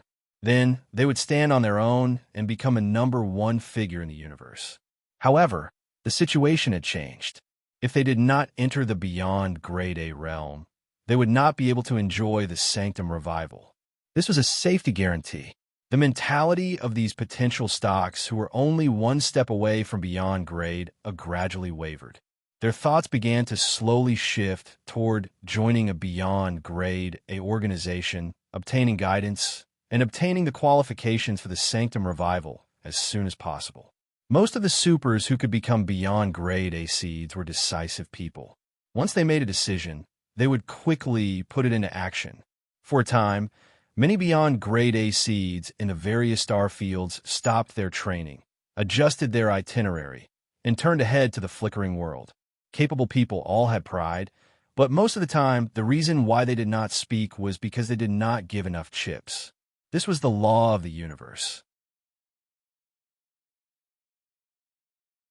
Chapter 1279. Somewhere in the black hole edge star field, a small fleet was advancing toward the flickering world. In the command room of the leading ship, many operators were busy at their posts, reporting the parameters from time to time. Reporting, "Captain, we have left the Hate Civilization's territory and entered the low-security area where space pirates wreak havoc. The alert level has been adjusted to level 7. In about 54 hours, the fleet will arrive at the joint neutral area and enter the radiation range of the interstellar field Stargate. Expand the patrol range of the unmanned reconnaissance fleet. The next section of the road is not safe, so be careful." Garvin sat in the captain's seat and gave orders. He was tall and slender, with a fair complexion and a handsome appearance. He wore a black wide-brimmed hat with a white feather at the top. He wore a set of elegant and decent casual clothes with the top of the hat open, revealing his smooth and fair chest. There was a long and thin sword in a sheath hanging from his waist, engraved with magic patterns. It was obviously a magic weapon. White Wave Garvin, one of the recorded beyond grade A seeds, did not belong to any organization and usually traveled freely in the universe. This kind of neutral beyond grade A seed had always been an important target for the advanced civilizations to rope in, and Garvin was no exception. The three universal civilizations, the supercluster civilizations, and the local civilizations of the black hole edge had all extended an olive branch to him. However, Garvin had never expressed his opinion, not only because he did not like to work, but also because he wanted to wait for the right price. Originally, the price of the three universal civilizations had already moved him, and he was hesitating whether to join them or not. However, the recent Sanctum Revival incident made Garvin give up on the idea. Even though the three universal civilizations had greatly increased the price of roping him in after the incident, Garvin was not moved. He suddenly lost interest in the resources promised by the three universal civilizations and did not even have the intention to continue negotiating. He decided to turn around and join a beyond grade A organization, heading straight to the flickering world with his fleet. He had even chosen his target. Black Star had the Sanctum Revival, so he would join the Black Star Corps. If he stepped into the beyond grade A realm in the future, he would have the advantage of being in a favorable position. Garvin casually swiped through the communicator, browsing the recent news on the local network channel. Soon, he saw a headline titled, "The three universal civilizations claim to have long known about the Sanctum Revival phenomenon, have been secretly researching it, and have recently obtained in-progress results." He could not help but curl his lips with a disapproving expression. TSK, the three universal civilizations have started to spread fake news to appease the people. Recently, similar news have been spreading. Due to the impact of the Sanctum Revival on the outside world, many social classes had a chain reaction. Even some direct members of the advanced civilizations were shaken. In Garvin, to make a move to come to an end, to appease the people, to make outsiders believe that the three universal civilizations, to master of the Sanctum Revival. Although the Sanctum Revival was a new technology, the three universal to be to civilization, to the sanctum civilization, to being today, the to it, to be found, to be, to the civilization was civilization. However, most of the people who believed in such rumors were the lower-class galactic residents. Naturally, Gavin did not believe it. The three universal civilizations are feeling the pressure. That's not a bad thing. Only when there is competition between the big factions will we get more attention. In order to win us over, they have no choice but to give us better benefits. If not for the three universal civilizations feeling the pressure of competition, they would not have suddenly increased the bargaining chip to win me over. Garvin scratched his chin and muttered to himself. After reading the news for a while, Gavin realized that there was something wrong with the netizens' comment section. It was filled with a large number of curses directed at supers. Some were sarcastic about the privileges of supers, while others were angry and shared cases of supers bullying ordinary people. These comments were actually liked by a large number of passers-by. Garvin carefully browsed through it and shook his head helplessly. Most ordinary people were envious of the strength, status, and privileges of supers, but they were also jealous of them. Supers were one of the most active classes in the universe, but they only made up a very small portion of the total population of the universe. Ordinary people were the mainstream, and the conflict between the two had been accumulating for a long time. Most people were destined to not have the potential to become a super from the moment they were born and were destined to be mediocre for life. The more they envied supers, the more they hated that they did not have such a life. They hated the unfairness of fate, so their hatred was transferred to supers. It was difficult for reason to tame the human heart. There is always a place for the thought of not worrying about scarcity, but inequality, forming a stubborn social conflict between the two classes. On the scale of the universe, supers and ordinary people were not just a matter of class. They were not even the same creatures. Supers represented the direction of life evolution, and ordinary people represented the backward low-level life forms. Even if the Galactic Society did not advocate such a thought, many people believe that this was the truth. The ordinary people who occupied the mainstream of the population were unwilling to accept their innate position of being eliminated in the evolution process, so conflict was destined. In real life, most galactic residents did not dare act rashly in front of supers, but on the quantum network, they did not have to worry. The existence of the Sanctum Revival seemed to have become an opportunity to ignite the accumulated resentment of the classes. Many ordinary people became more and more angry, cursing the injustice. In the group of thoughts with the nature of venting, emotions were often higher than rationality. Even if many people knew that the strength of supers was the result of hard work, it was meaningless. Either all the supers in the universe died, or they became supers too. Otherwise, they would still curse. Although Kevin was not surprised by this, he felt that the class conflict this time seemed to have erupted a little too fiercely. He did not believe that there was no mastermind behind it. The dark clouds keep piling up, and the storm will come as expected. I feel that if this continues, the future of the Galactic Society will not be good. Kevin could not help but shake his head. Boom! At this time, the spaceship suddenly shook and the radar buzzed. Warning! Warning! Detecting space interference device nearby. Exiting hyperdrive flight mode. Detecting an unknown spaceship approaching quickly. Kevin was slightly shocked. He quickly enlarged his vision and saw a small fleet surrounding them. It was a pirate gang active in this area, and the captain seemed to be a calamity grade. The next moment, the voice of this pirate gang sounded in the public channel. Stop the ship immediately and open the connecting passage. Let our people board the ship, or we will open fire. So, it's a robbery. Kevin heaved a sigh of relief. and his face turned cold. "Captain, what do we do?" The pilot asked. Because he believed in Kevin's strength, he was not nervous at all. "Humph, let them board the ship. If they want to die, let them come. I'll deal with them." Kevin's eyes flickered. Very soon, the fleet stopped in place according to his instructions. Seeing this, the pirate gang quickly approached, and the two sides connected.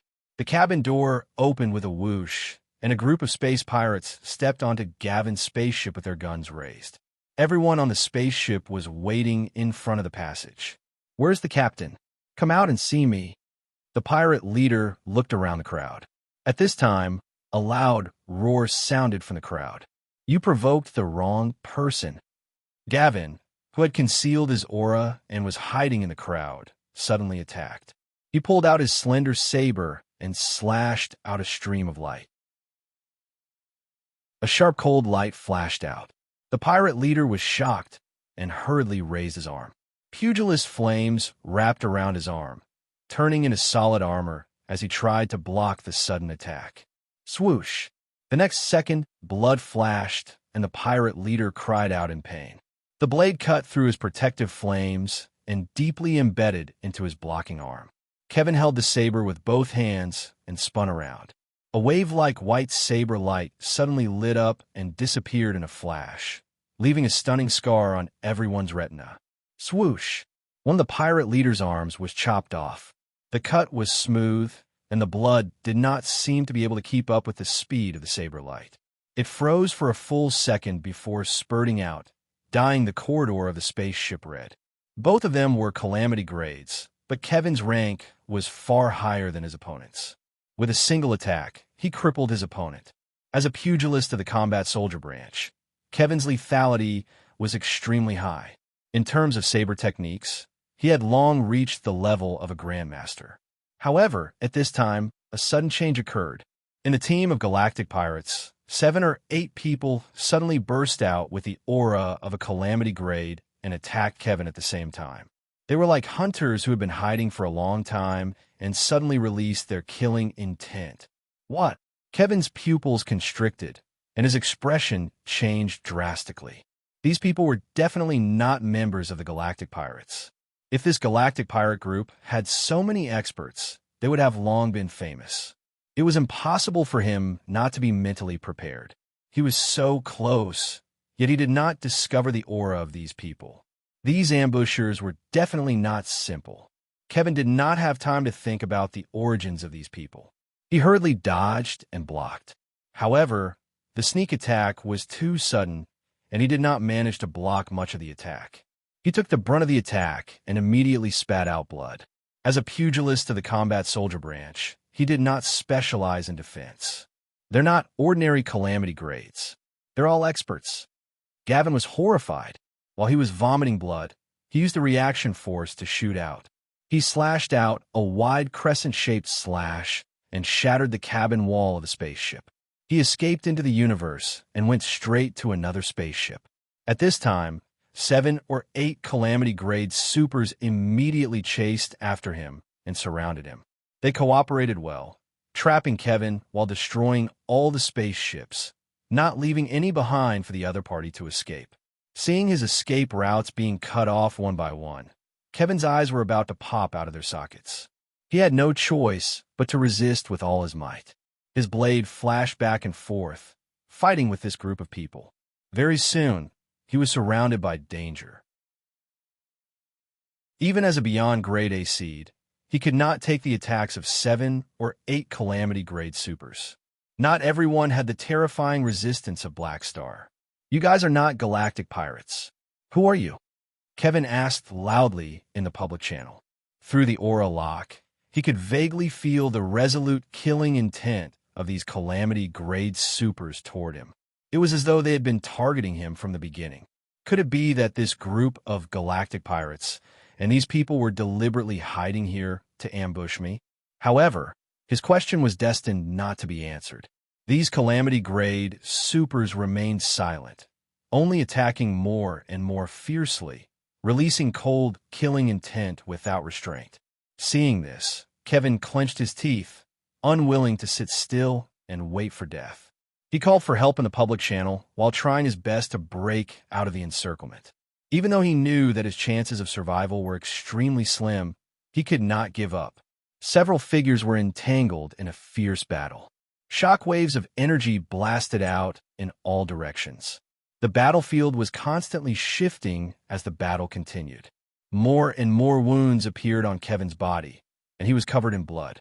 He did not know how long he had been fighting, but he was gradually exhausted, and his consciousness began to blur. It wasn't easy for me to have the strength I have now, and I have hope of stepping into the beyond Grade A realm. My future is bright. Am I going to die here for no reason today? Kevin forced himself to stay awake, and a strong sense of unwillingness surged in his mind. However, at this moment, their attack suddenly stopped, and they looked up at the universe not far away. A shuttle-shaped spaceship appeared in their line of sight and was approaching. It seemed to have discovered the abnormal energy reaction here and had come to check it out. There are witnesses. What do we do? Ignore them. Kill the target first. End this quickly. The few of them quickly communicated, and the next moment, the intensity of their attacks soared again. They abandoned all defense and switched to fighting with injuries. This was the last straw that broke the camel's back. Gavin's heavily injured body could not withstand the sudden increase in attacks and was hit by the storm. His entire body shattered inch by inch, and his life force quickly left this shell. Just as a Calamity Grade Supers was about to deal the final fatal blow, something unexpected happened. A holy golden light suddenly shot out from the shuttle-shaped spaceship that was rapidly approaching, shining on Kevin's tattered body. The next moment, as though a miracle happened, Kevin's body recovered in the blink of an eye, and all his injuries disappeared without a trace. His eyes were wide open, as though he had not recovered from his shock. This is the pupils of the few Calamity Grade Supers suddenly constricted, and they all looked at the spaceship that the light came from. At the same time, inside the shuttle-shaped spaceship, Aurora retracted her hand, and her eyes flashed with excitement and curiosity. Going out with you is indeed very fun.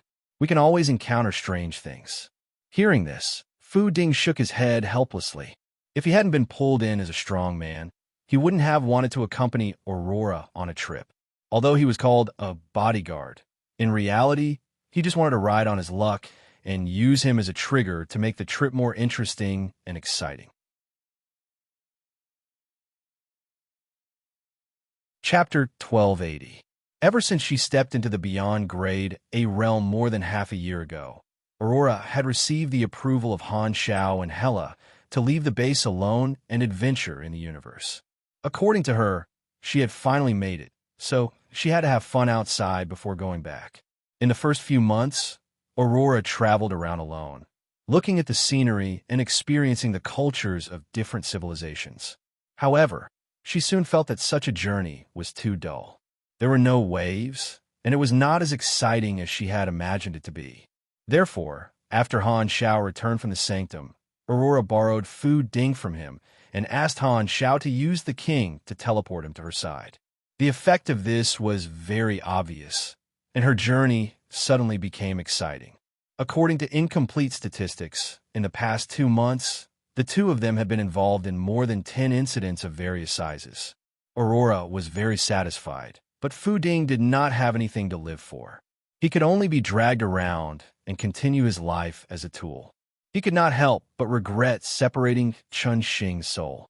Otherwise, he would have been able to pass the time spiritually and not be an obedient mascot like he was now.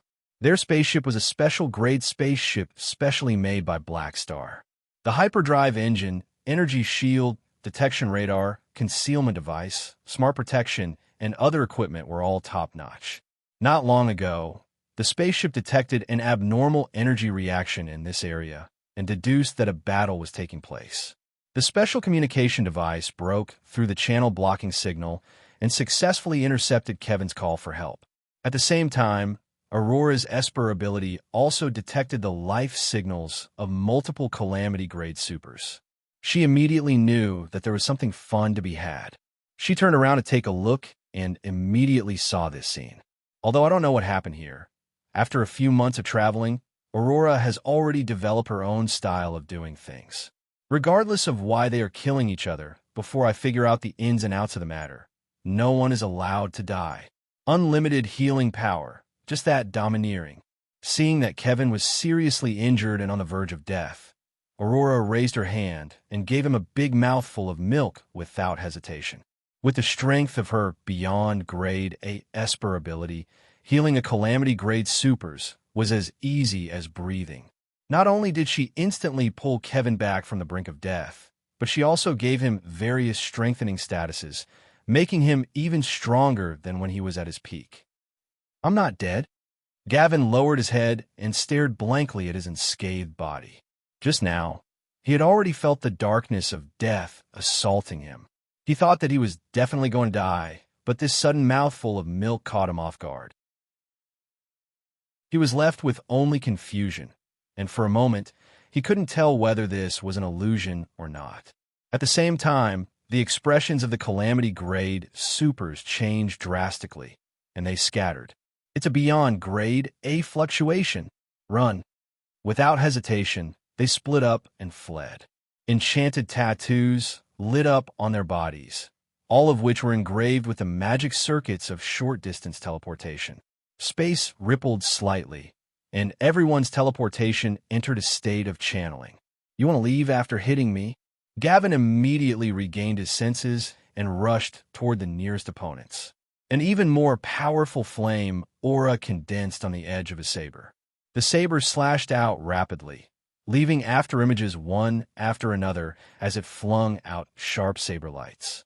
Three people's channeling state was interrupted, and they hurriedly dodged. A small whirlpool teleportation gate had already appeared in front of the others, and it was rapidly expanding. It would only take a few seconds for the teleportation to complete and allow them to escape from this place. Seeing that the teleportation spell had already taken shape, the few of them were about to heave a sigh of relief when they suddenly felt a special spatial fluctuation spread out from Aurora's spaceship. This fluctuation was like an iron, directly wiping out all the spatial folds on the battlefield, and the teleportation gates that were about to take shape shattered and disappeared. On the spaceship, Aurora curled her lips. Do you think my spaceship is just a decoration? Her spaceship contained a lot of advanced technology, including some that Han Shao had inherited from Jay's technology treasure trove. The instant space-time anchoring was just a child's play. Seeing this, the faces of the few calamity grade supers froze. They looked at each other and saw the determination in each other's eyes. The next moment, this group of people gave up on escaping and charged toward the spaceship in unison. Their momentum was unstoppable, as though they wanted to fight to the death. Fu Ding narrowed his eyes. Just as he was about to make a move, Aurora pressed on his shoulder. Stay here. Let me do it. Aurora's eyes sparkled, and energy surged all over her body. She instantly turned into the mature version, and the mark of the underworld on the back of her hand lit up. She waved her hand, and the life energy, death energy, and revival energy appeared at the same time, intertwining with each other. She used her energy to weave bones, muscles, and blood vessels, turning them into temporary shells of 10 different species. Under the special effect of the power of rebirth, the temporary bodies quickly materialized. The details and outline were almost no different from a real physical body. The only difference was that these temporary bodies were all emitting a faint fluorescent light, still retaining a certain energy body characteristic. Then, she flicked her finger, and 10 calamity-grade hero spirits flew out from the mark of the underworld, merging into different shells. The next moment, these shells released calamity-grade energy fluctuations. Hero spirits descend, Edo, reincarnation.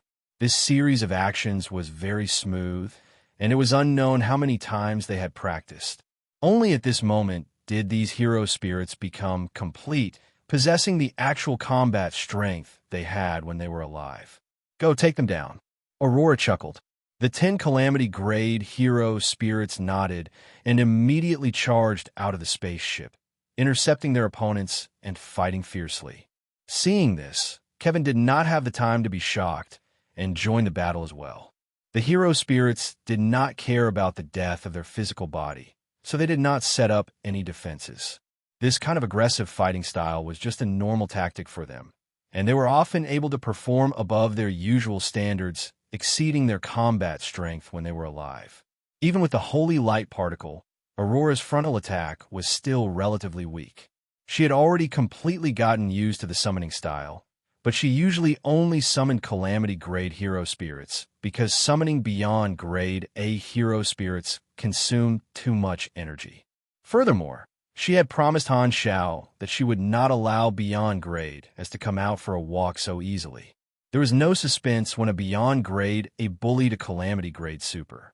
These Calamity-grade supers of unknown origins were quickly forced to retreat, covered in wounds.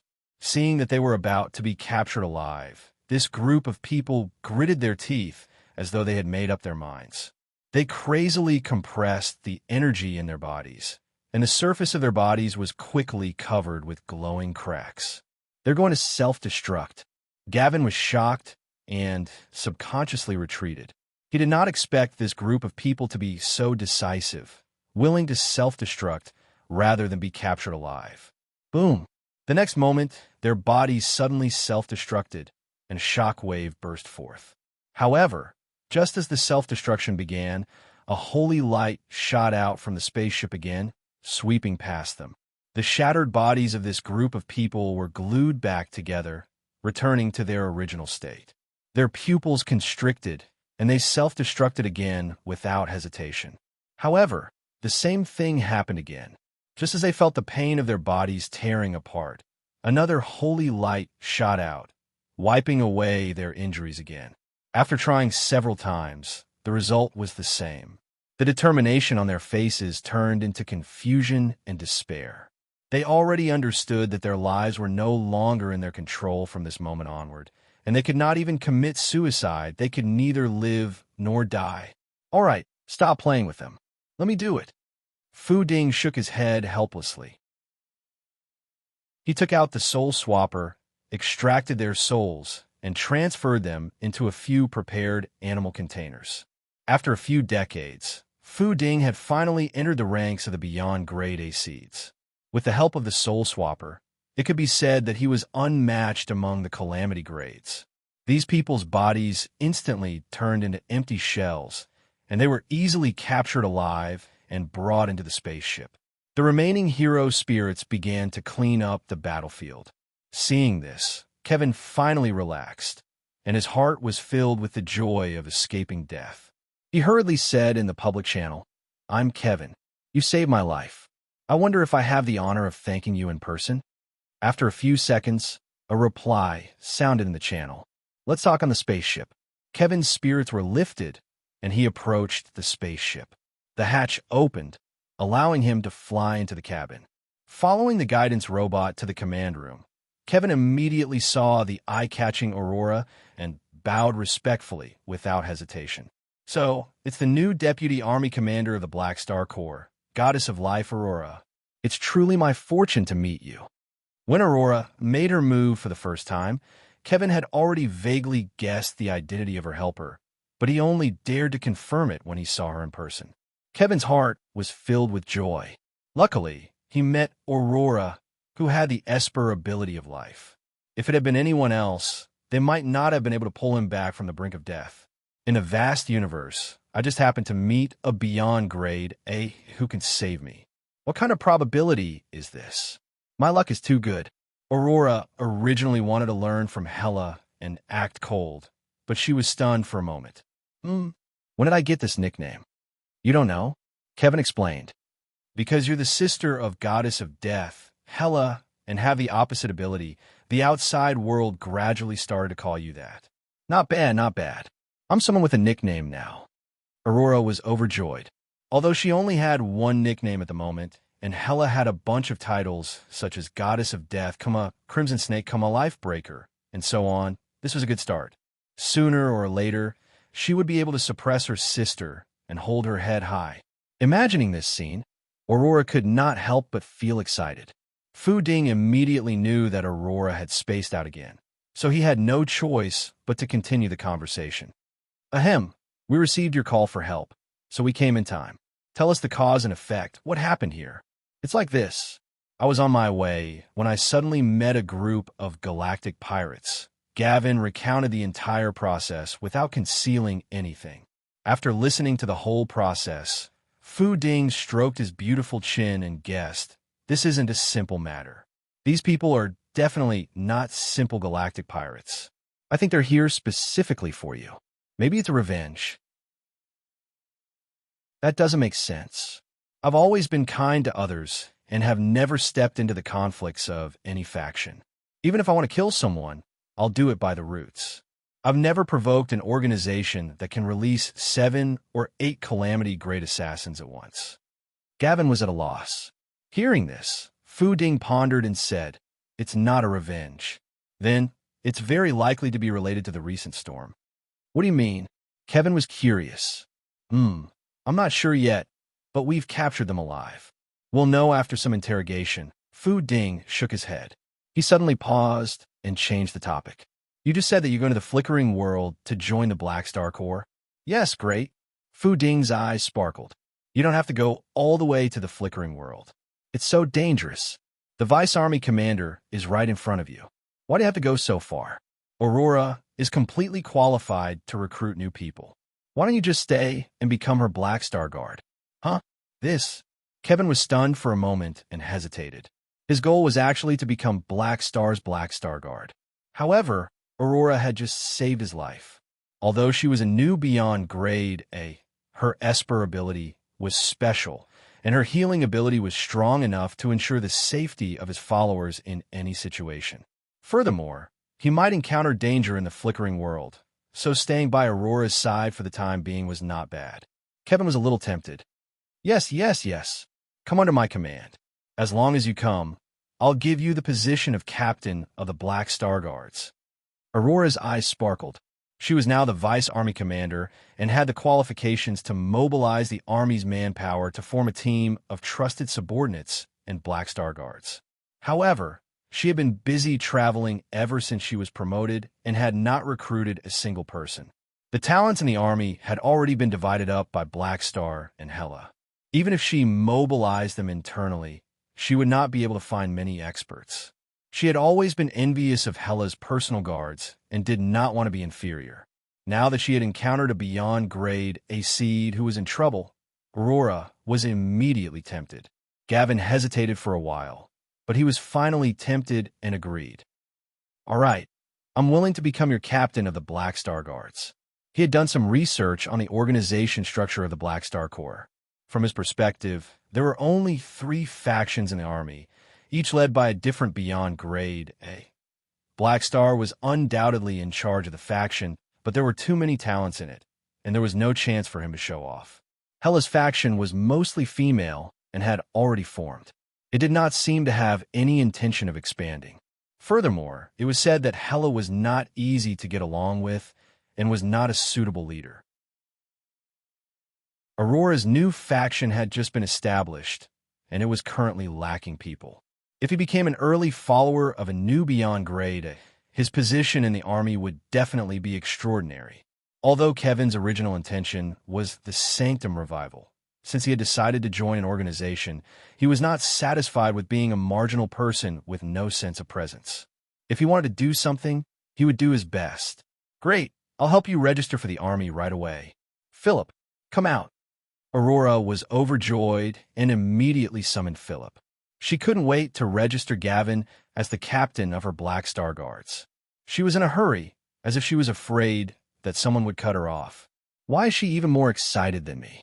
Kevin complained in his heart, but he had no choice but to cooperate. However, he was not disappointed by Aurora's lack of arrogance and eagerness. Instead, he was a little flattered and felt the feeling of being valued by a big shot. Warmth surged in his heart, and he was inexplicably touched. Seeing this, Fu Ding did not disturb them. He simply walked to the side, entered the mental domain, and began interrogating the captives. After a while, Aurora brought Kevin to complete the procedures, and the hero spirits also finished cleaning up the battlefield. This time, The two of them saw Fu Ding walking back with a solemn expression. "You're done interrogating? How's the situation?" Aurora was curious. "The situation is beyond our expectations. Things are much more serious than we thought." Fu Ding shook his head and said with a firm tone, "Immediately report this to the commander. This is not a problem we're qualified to deal with."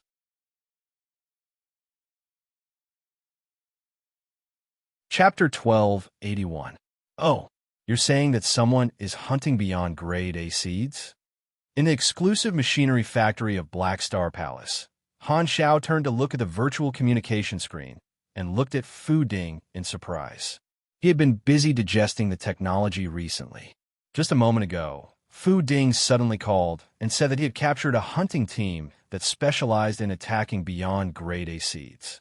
"Tell me in detail. I want to know all the details." Han Xiao put down the parts in his hands and said with a serious expression, "It's like this." Fu Ding nodded and explained the process in detail. After capturing these attackers, through interrogation and reading their memories, he managed to dig out shocking information. These calamity grades who attacked Kevin were all acting under orders. They had secretly taken control of this galactic pirate gang and had been loitering nearby, waiting to intercept and kill Kevin. "Do you know which organization they belong to?" Han Xiao was curious. Fu Ding shook his head. "I've checked. These calamity grades did not leave any information about their identities in the universe. At the same time, they do not have any relevant memories and do not know which organization they're working for. They only accept direct orders from one account, and the account that gives out missions to each of them is different. I carefully checked their memories and found that they have been receiving some kind of thought-shaping training since they were young. They seem to be specially trained warriors of death, and their self-awareness is extremely weak. Secret warriors of death without any records? An organization that can train 8 calamity grades as warriors of death from a young age is not some small organization. Furthermore, the so-called thought-shaping training should be some kind of brainwashing method that can maintain long-term effects on calamity grades. It has to be at least a star cluster level technology. Han Xiao raised his eyebrows, pondered for a while, and said, "Are there any other clues? I've found some safe houses and secret codes, as well as the past deeds of these people. Wait for me to compile a report and give it to you. I'll send you the top secret accounts of these people later. It might be useful to you." Han Xiao raised his eyebrows. "Since you're taking this matter so seriously, it seems that you've also realized the problem?" Fu Ding sighed. "If I couldn't guess the severity of the matter, I wouldn't have informed you immediately. There aren't many organizations that can nurture multiple calamity grade death guards, and this team might not be the only hunter team. Coupled with the recent Sanctum revival storm, the situation is obviously not simple." "That's right. There are very few organizations with the motive and ability to do such a thing. The 3 universal civilizations and the Supercluster Alliance are all suspects." Han Xiao nodded. Although Han Xiao did not ask about their origins, through various factors, the first thing that came to his mind was the 3 universal civilizations and the Supercluster Alliance. Both of them had motives. The former might be trying to reduce the number of new beyond grade, as in the future, secretly reducing the source of new beyond grade as. The latter had many motives. It was possible to create opposition and force the 3 universal civilizations to shed all pretense of cordiality with the association. Of course, he did not rule out the possibility of others taking advantage of the situation, so Han Xiao did not immediately come to a conclusion. However, he was still inclined to believe that this was a secret operation of the 3 universal civilizations or the supercluster. From this, it was likely that there was more than one hunter team. Currently, there were many beyond grade A seeds in the various star fields rushing to the flickering world, and the mastermind behind the scenes had likely arranged an interception team. These beyond grade A seeds were all in danger, and not everyone was lucky enough to meet the number 1 healer of the universe. Fu Ding frowned and asked in confusion, "Let's not talk about the supercluster, but the 3 universal civilizations. Could it really be them? I find it unbelievable. Aren't they afraid of pushing all the neutral high-level supers to the opposite side by carrying out such a crazy plan? This is too radical, not like the methods they would use. Han Xiao shook his head and said, "This is a crazy method. There are only so many beyond grade A seeds in the entire universe, so the cost of doing this is not high. Even if all these people go missing, the impact can be easily suppressed.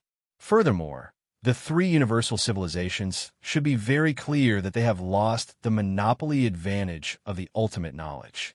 We can give them what they can, but we have the attraction of the sanctum revival, which makes it difficult for them to recruit new talents. Therefore, they don't even need to push. Many beyond grade A seeds will join the association anyway.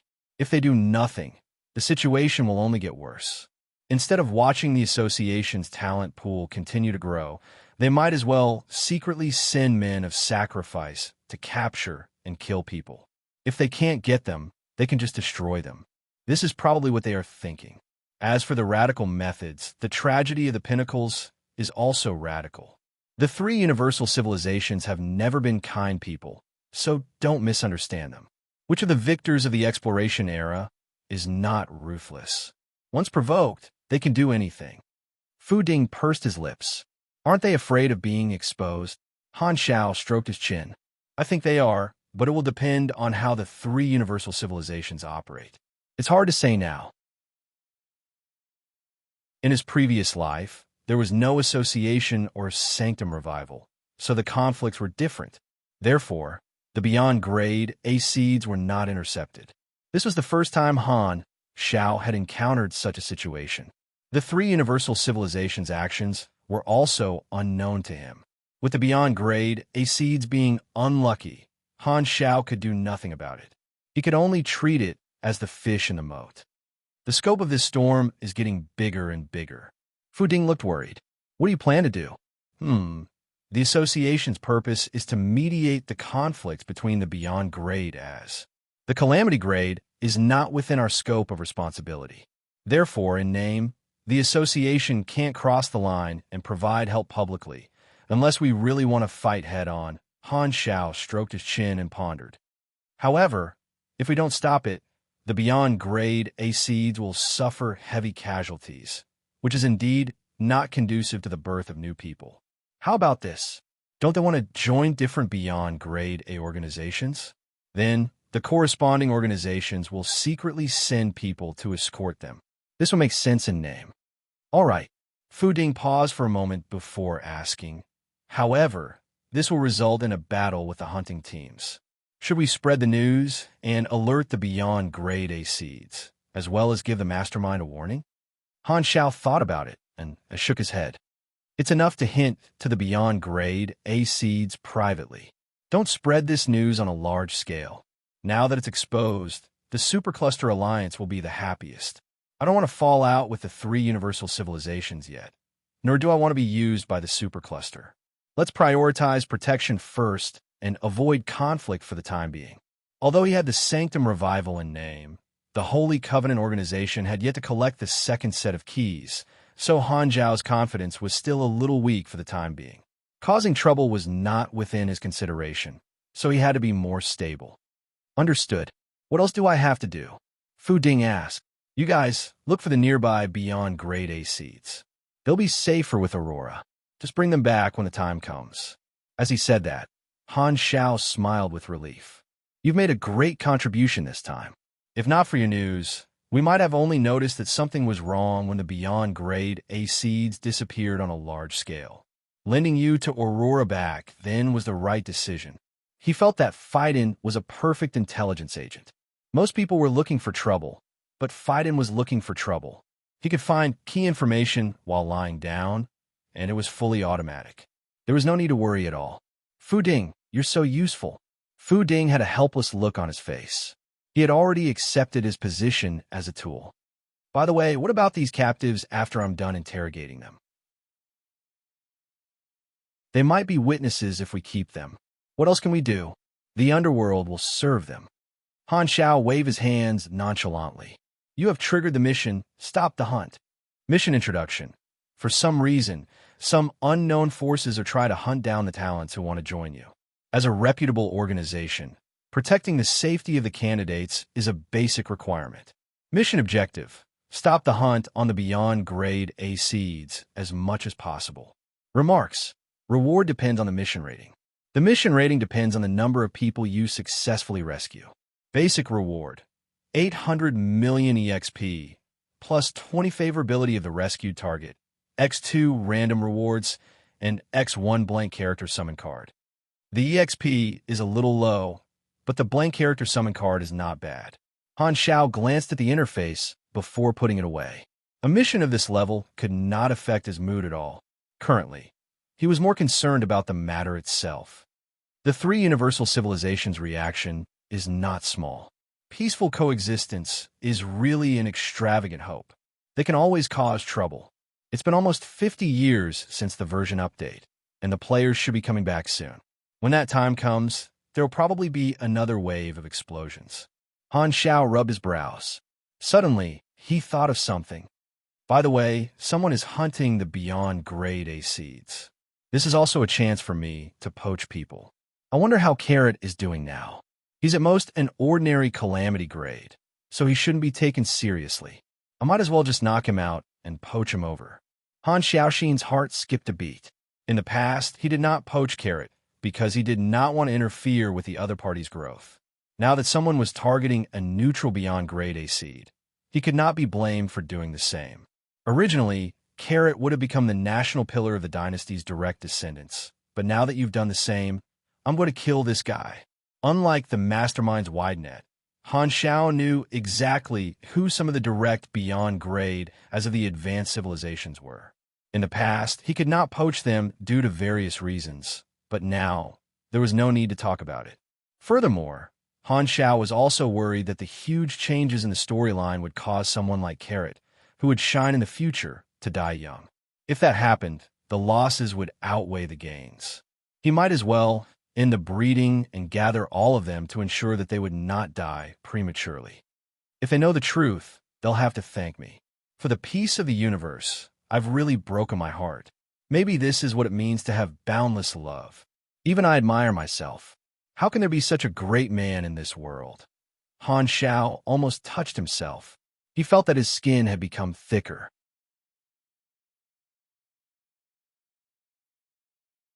Chapter 1282.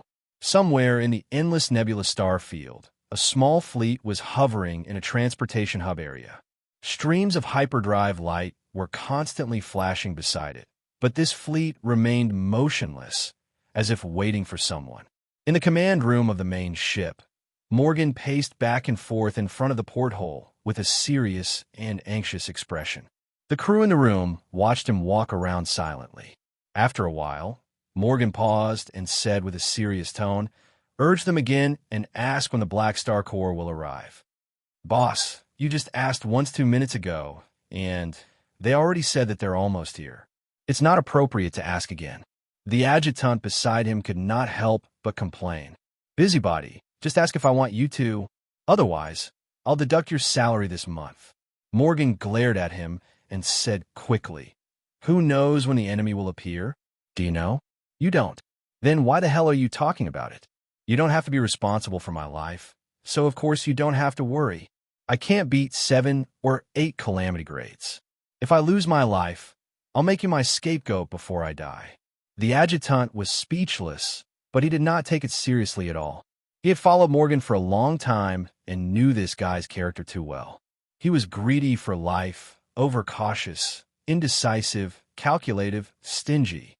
Sometimes, the adjutant really doubted how such a person could become a beyond grade A seed. Morgan Panther, a senior beyond grade A seed, operated a small organization in the endless nebula star field. He only used it to ensure the convenience of his daily life and did not expand, so his sense of existence was thin.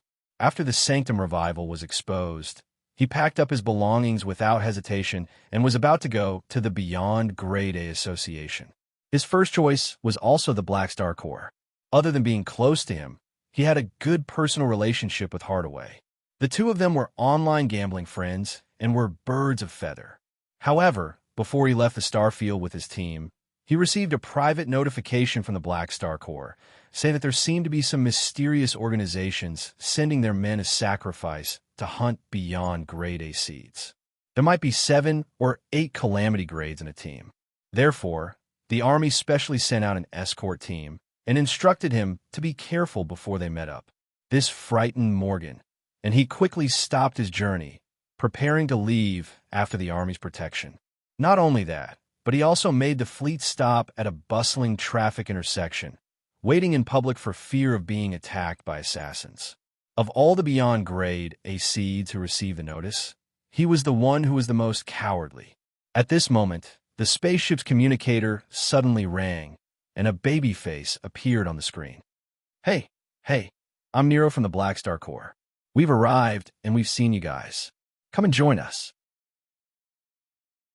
Hearing this, Morgan was overjoyed. He quickly looked out of the porthole and saw a fleet with the insignia of the Black Star Corps stopping not far away. Reinforcements have finally arrived. All ships, listen up. Full speed ahead and meet up immediately. Morgan excitedly slapped the table.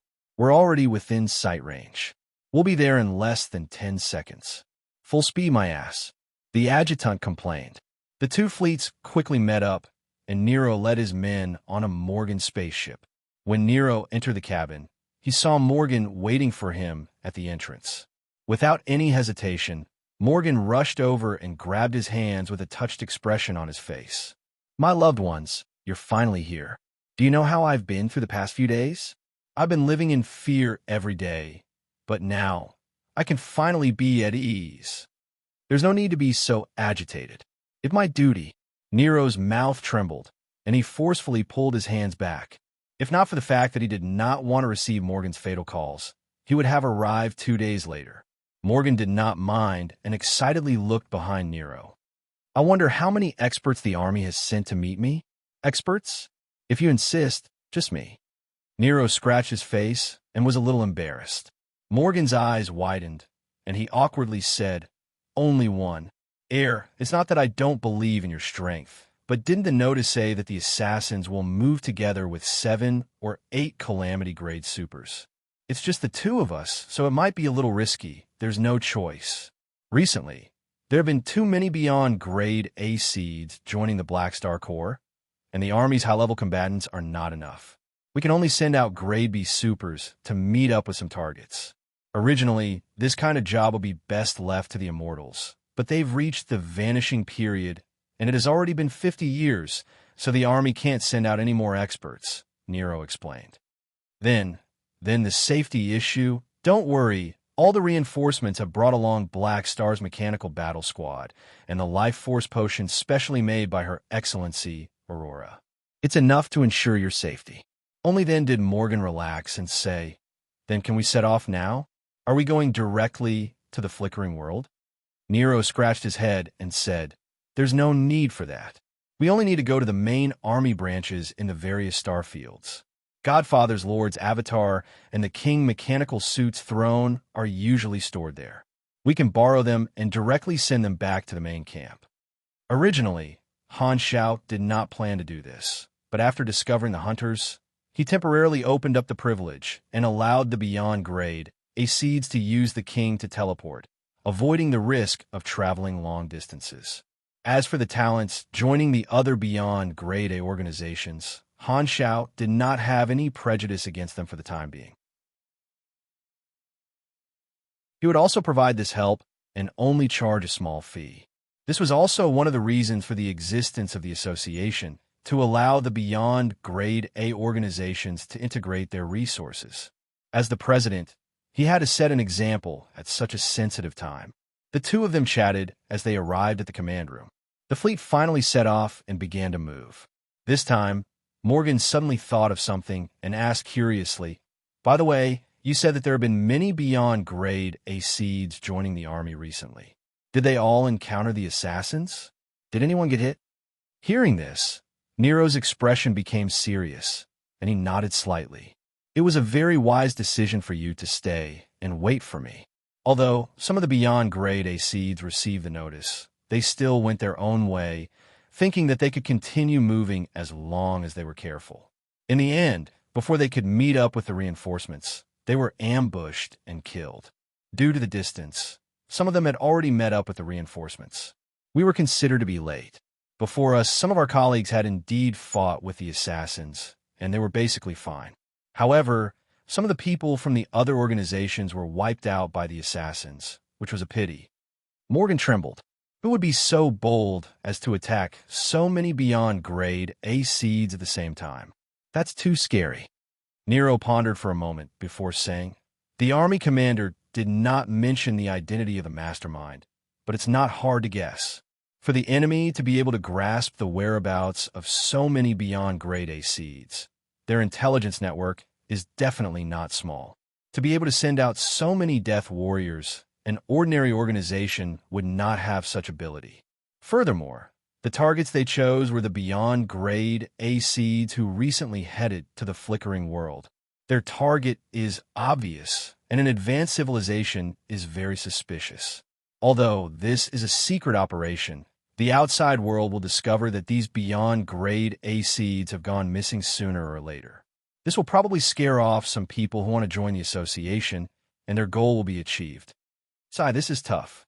Morgan sighed, softly with a bitter expression. Nero patted his shoulder and comforted him. "Don't worry. With me here, nothing will happen to you." Morgan nodded before suddenly asking, "By the way, with so many beyond grade A seeds joining the army, how will their positions be arranged?" "This, I'm not too sure. Only a small portion of them will be Black Star Guards, while the rest will take up positions in the various departments of the army to fill in the gaps of the high-level combatants. It's mainly up to you guys, and the army will not force you," Nero guessed. Morgan's eyes sparkled. "Then, can I choose which beyond grade A to follow?" "Yes, anyone can submit an application, but it depends on whether they choose you or not." Nero nodded. "Who do you want to choose? His Excellency Black Star? The competition over at Godfather's side is more intense, and there's a chance of him not being chosen." Morgan hurriedly denied and said with embarrassment, No, I don't want to follow Black Star. I want to follow Her Excellency Aurora." Nero sized him up and suddenly came to a realization. I understand now. This Beastra's starred is definitely extremely afraid of death, so he wants to follow Aurora and enjoy her everywhere. It will be difficult for him to die in the future. Coward, as expected of you. Reporting, we have lost contact with another 6 death warriors. They might have been captured by the enemy, and all communications have been cut off. Reporting, the attack on target 045 has failed. 3 death warriors were sacrificed, and the rest escaped with difficulty. In a certain secret intelligence processing center, a large number of intelligence personnel sat in front of various devices and reported the situation nonstop. The room was extremely lively. The wall of the room was a huge screen that was pieced together by many small surveillance screens. There was a single chair at the bottom of the screen. At this time, a tall and thin figure was sitting on the chair with his back facing everyone. He looked up at the surveillance screens. This was a secret department that the Supercluster Alliance had jointly created many years ago. It did not have a specific name and was extremely mysterious. Furthermore, its authority was extremely high, and it was directly responsible for the leaders of the various civilizations. This secret department was responsible for formulating and leading extremely secretive operations. At the same time, it trained secret death warriors. The various supercluster civilizations would secretly select talented children and send them to various secret training bases. They would undergo cruel training from a young age and specialize in carrying out shady missions in the future. The training method of this department was to squeeze out potential, and together with the top technology and magic industry technology, it would constantly spoil the growth of seedlings, causing the elimination rate and mortality rate to be extremely high. However, it could indeed effectively increase the birth rate of calamity-grade supers and shorten the time needed to develop them to a certain extent. These death warriors would not know who they were working for from the training period to the future missions. For certain purposes, this department even specially trained a group of special death warriors who thought that they were working for the 3 universal civilizations. They used many methods to ensure that outsiders would not be able to track down the supercluster civilizations through the Death Warriors. All the personnel in the department were special members who were not recorded in the internal files. They were all called by code names. The tall and thin figure in the room was the person in charge of this secret department. No one knew his name or resume. They only called him by his code name, Bone Man. Hearing his subordinates report, the skeleton leaned forward and put his hand on his nose. It seems like those beyond grade as have noticed our hunting operation and assigned guards to all the targets. The chain of suspicion has been formed, and our goal has been achieved. Continuing will only be a waste of manpower. Stop the operation and tell everyone to retreat. Understood. Everyone immediately obeyed the order and didn't ask any questions. The Bone Man bit his nails and narrowed his eyes. The wrinkled corners of his eyes were squeezed together. The reaction of the Beyond Grade A Association is indeed as expected. In the joint conference room of the three universal civilizations, the projections of Bruce, Lewis, and the ethereal Pope were gathered together for a meeting. TSK, the situation has changed. The elimination plan can't continue. Bruce frowned, and the expressions of the other two did not look too good either. Although they had started to study the Sanctum Revival, the three universal civilizations also had plans to hunt beyond Grade A seeds. This was because even if they mastered the Sanctum Revival in the future, since this large number of existing beyond Grade A seeds had already been invested in the association, they would not turn to them in the future. Both sides were destined to enter a long-term phase of snatching talents. Therefore, they would return to the problem of there being too many non-direct beyond grade as. It was better to curb the total number of beyond grade as an advance. However, before they took action, the three universal civilizations discovered that these targets were all protected. At first, the three of them were a little confused. They thought that Black Star had predicted their actions, and the boat of trust between the two sides had indeed capsized. However, after careful investigation, they realized that an unknown organization had taken action first and alerted the enemy. This directly disrupted the plans of the three universal civilizations, which disgusted them greatly. Originally, the plan of the three universal civilizations was to mobilize manpower, monitor the routes of all the neutral beyond grade A seeds heading to the flickering world through their powerful intelligence network, and secretly ambush them. When everyone was in place, they would eliminate these beyond grade A seeds at the same time, not giving the outside world any time to react. This kind of hunting plan to alert the enemy was not a method they would adopt at all. If they were going to do it, they would of course kill them all in one fell swoop, and there would be no evidence. Although they had not found out who the organization was for the time being, even if the three universal civilizations used their buts to think, they knew that it was most likely the Supercluster Alliance. The Supercluster deliberately alerted the enemy, giving the association time to react. This is to make the first move and predict our actions, Lewis said angrily. Unexpected, but reasonable. The ethereal Pope was expressionless. In the eyes of the three of them, the Supercluster Alliance's intention was obvious. By alerting the enemy, they would create suspicion between the association and the three universal civilizations, intensifying the conflict. The Beyond Grade A Association only protected them in the dark and did not publicly accuse them. If the three universal civilizations took the initiative to clarify, it would instead make them look like they were trying to hide something. Furthermore, even if they framed the Supercluster Alliance in the eyes of the association, it would most likely be the usual way to shift the blame. There are simply too many precedents with the current relationship between the three universal civilizations and the association. This was like yellow mud falling into one's pants. No matter what, it was still sh*T. No matter what, it would be very difficult to gain their trust unless there was solid evidence.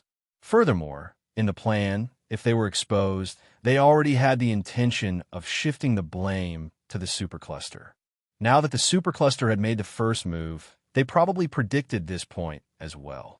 Since they were going to be slandered anyway, they might as well seize the initiative and interfere with the possible plans of the three universal civilizations, helping the association gain more talents.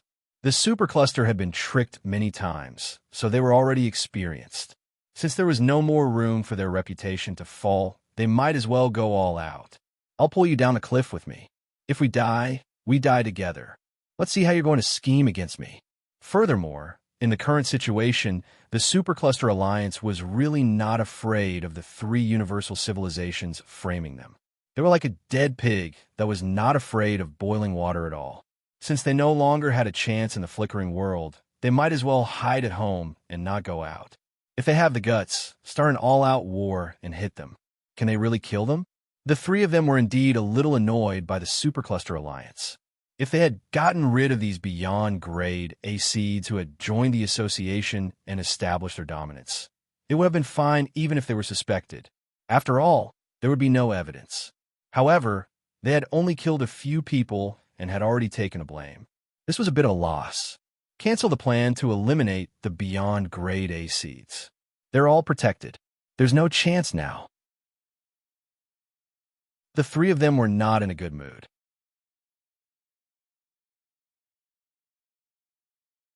Chapter 1283.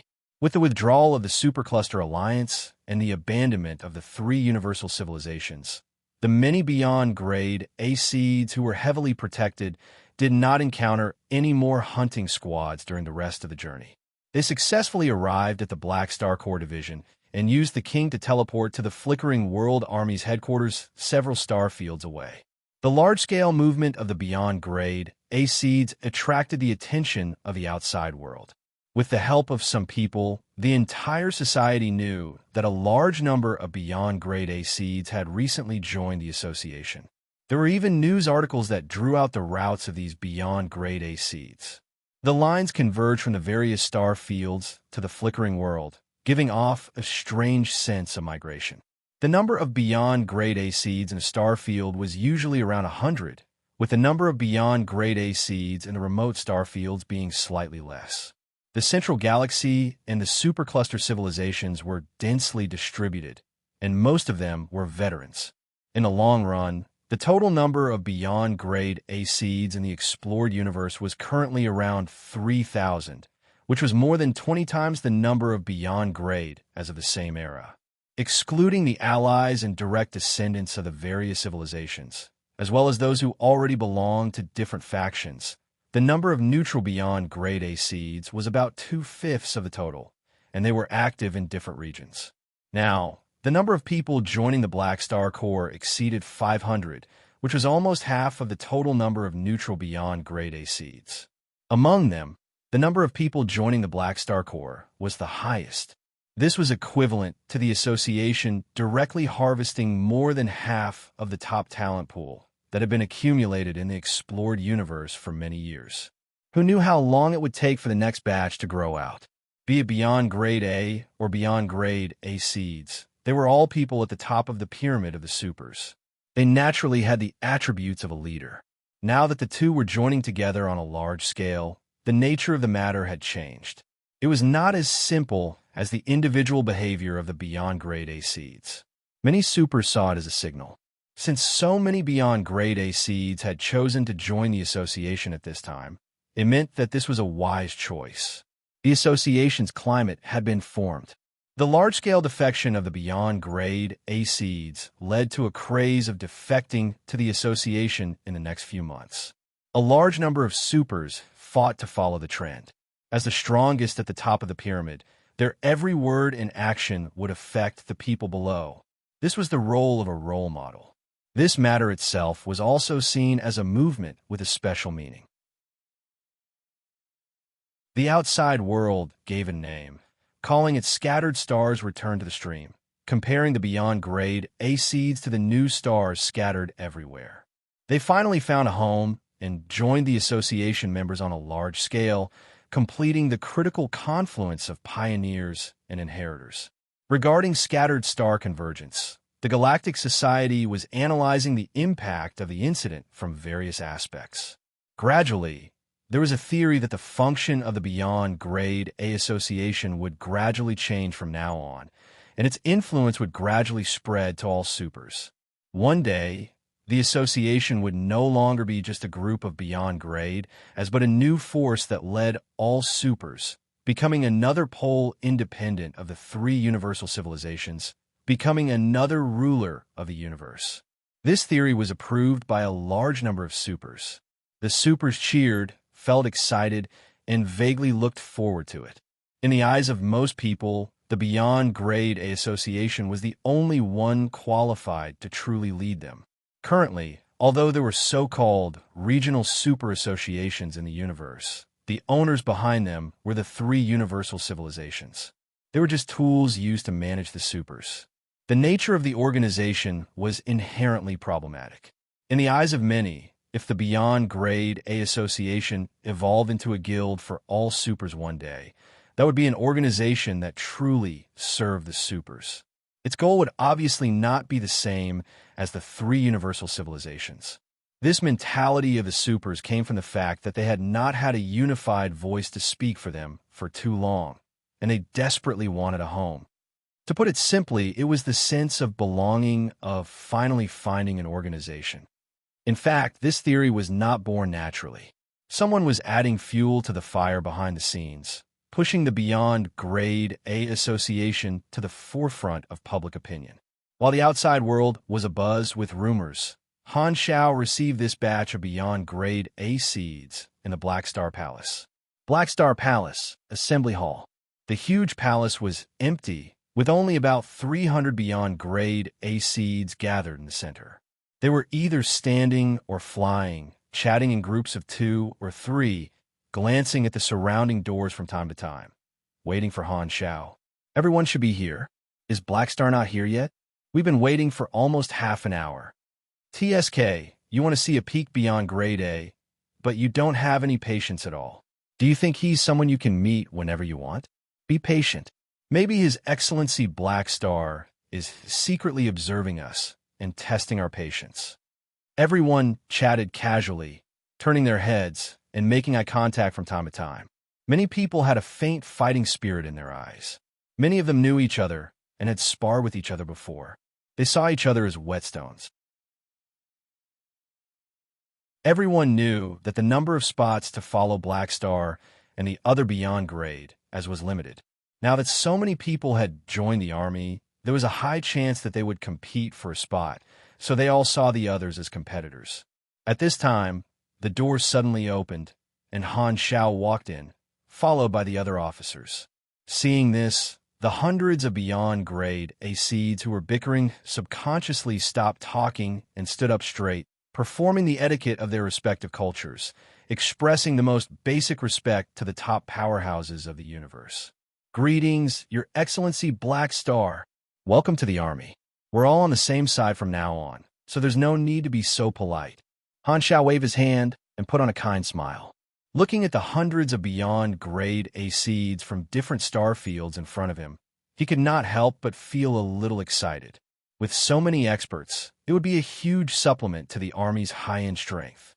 With such an exaggerated number, it seemed like he had underestimated the impact of the Sanctum Revival on the low-level supers.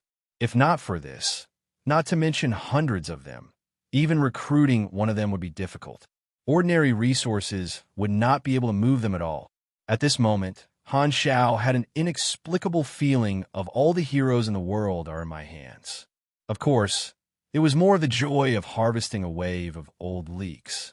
Han Shao glanced at everyone, and seeing that everyone was staring at him with fiery eyes, he smiled and said, I know why you're all here. The threshold for the Sanctum Revival is Beyond Grade A. I'll try my best to help everyone advance. As for whether you succeed in the end, it will depend on your own skills. Everyone nodded, their eyes shining. Han Shao said another sentence. Then, according to the army's usual practice, arranged for everyone to come forward one by one to be checked by him and browse through their attributes. There were no mediocre Beyond Grade A seeds, and these people were all experts. However, in Han Zhao's opinion, most of them had almost exhausted their potential, and only a few had a chance of advancing. He had a set of standards for judging potential, mainly based on the differences in talents, skills, and levels. He silently selected these potential stocks and remembered them in his heart. After completing this step, Han Xiao had a general idea of what to do. He took 2 steps back and said loudly, "I have a basic understanding of everyone's standards. I will arrange positions according to your individual abilities. Of course, you can submit an application to me, and I will consider your wishes. Let me make it clear in advance that there are limited slots for some positions. If there are too many applicants, you may have to compete for the positions. For example, the personal guards of the 2 vice army commanders and myself can be challenged again after a period of time, and the winner will be replaced. Everyone be mentally prepared. When ordinary people encountered such a situation, they would be treated according to the distribution. However, for these experts, Han Xiao deliberately used a competitive selection method to prevent people from being dissatisfied. At the same time, he also gave those who failed the selection a chance to fight for the position again in the future, stimulating everyone's motivation to train. Although this method might not be useful for most of them, it was definitely effective for the pugilists among them. Everyone looked at each other subconsciously, and the fighting spirit in their eyes grew stronger. At this moment, one of them suddenly spoke, "Thank you for your protection, Army Commander. If it wasn't for your help, we might have died on the way. I would like to ask, do you know the background of these hunting teams?" As soon as he said that, the room suddenly fell silent. Everyone had different expressions. They did not mention this earlier, but who would not care who wanted their lives? At this time, they all looked at Han Xiao. Han Xiao stopped smiling, paused, and said meaningfully, "You all already have the answer in your hearts, don't you?"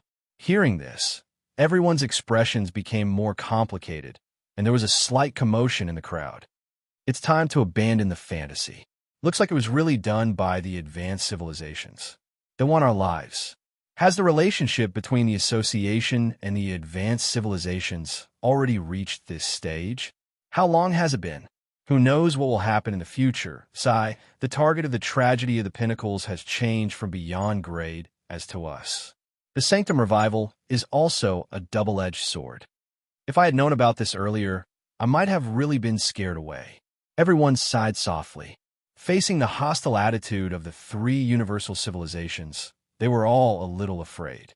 Before joining them, they did not expect the advanced civilization's reaction to be so intense. But now, there was no turning back. All right, don't think so much. The path has already been chosen. Just walk forward. Han Xiao clapped his hands and comforted everyone. Only then did he let his officers take everyone to rest and wait for arrangements. Watching everyone leave, Han Xiao's eyes flashed, and he turned around to leave the hall. After walking for a while, he arrived at a secret room.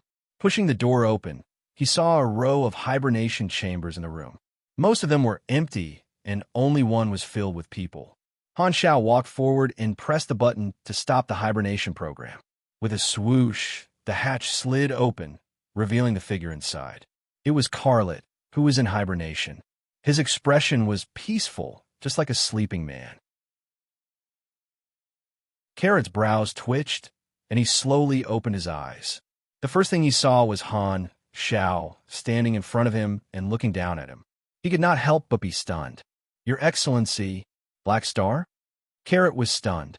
When he was young, he was not sensible and did not know Black Star's identity. Only when he grew up did he understand what kind of opportunity Black Star's care for him was, and he became a fan of Black Star.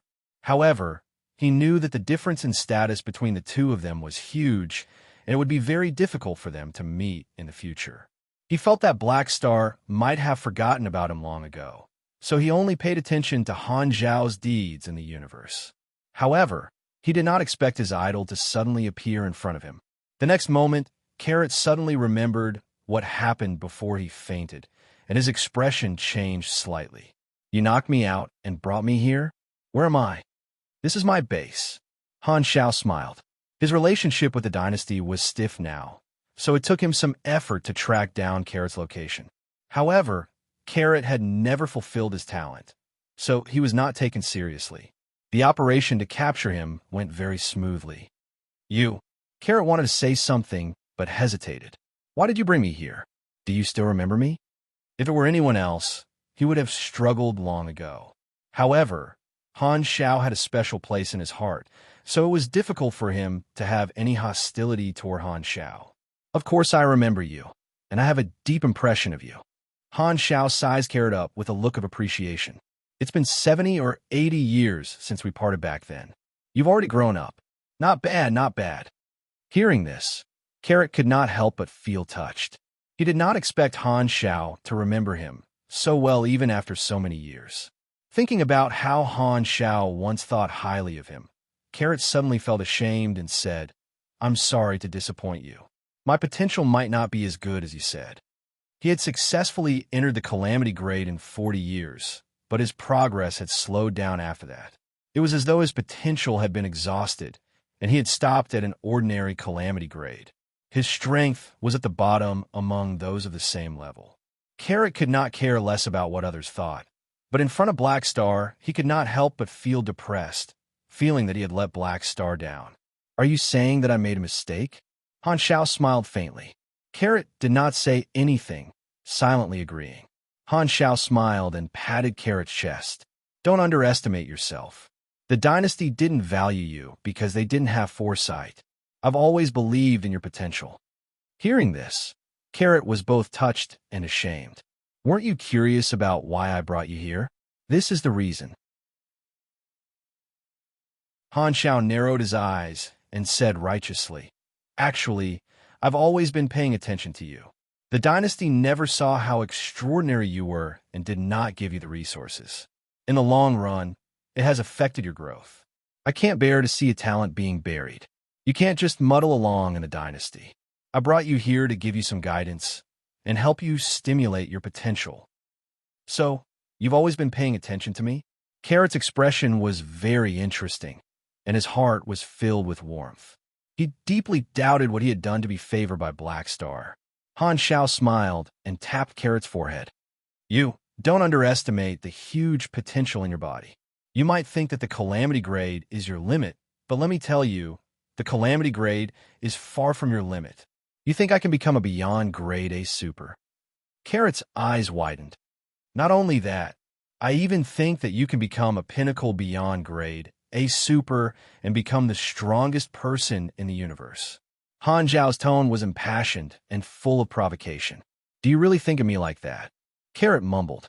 Seeing that he was almost done, Han Xiao became serious and said with a deep voice, Then tell me, are you willing to stay here and accept my help?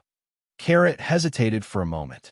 He had also seen the news and knew about the recent storm. He asked softly, You want me to stay here? Do you mean you want me to leave the dynasty and join the army? The situation has changed, and the dynasty is at odds with us.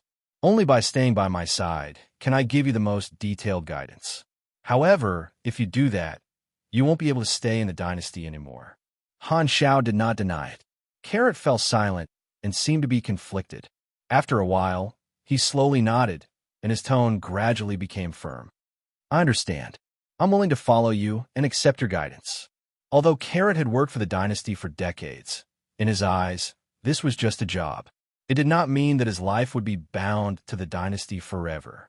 A few years ago, his family had died of old age, and since then, he had been floating in this cold universe all by himself, without any worries.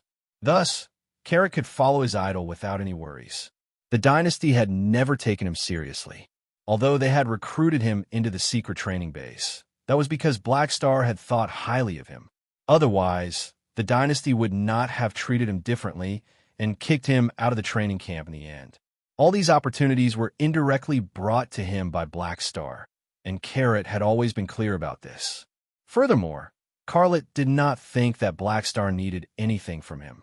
As the saying went, a gentleman would die for his bosom friend. He really wanted to repay Black Star's favor. Even if it was just to prove that Black Star did not misjudge him, he wanted to become a beyond grade A super. Hearing this, Han Xiao heaved a sigh of relief and smiled. I knew you wouldn't disappoint me. It was all thanks to the good karma he had formed decades ago. If not for the fact that he had become Carrot's talent scout during his childhood, the difficulty of recruiting him would have increased by at least dozens of times. This is the importance of knowing how to gain territory. Han Xiao secretly smiled. The golden leek that he had coveted for a long time was finally in his hands. He was overjoyed.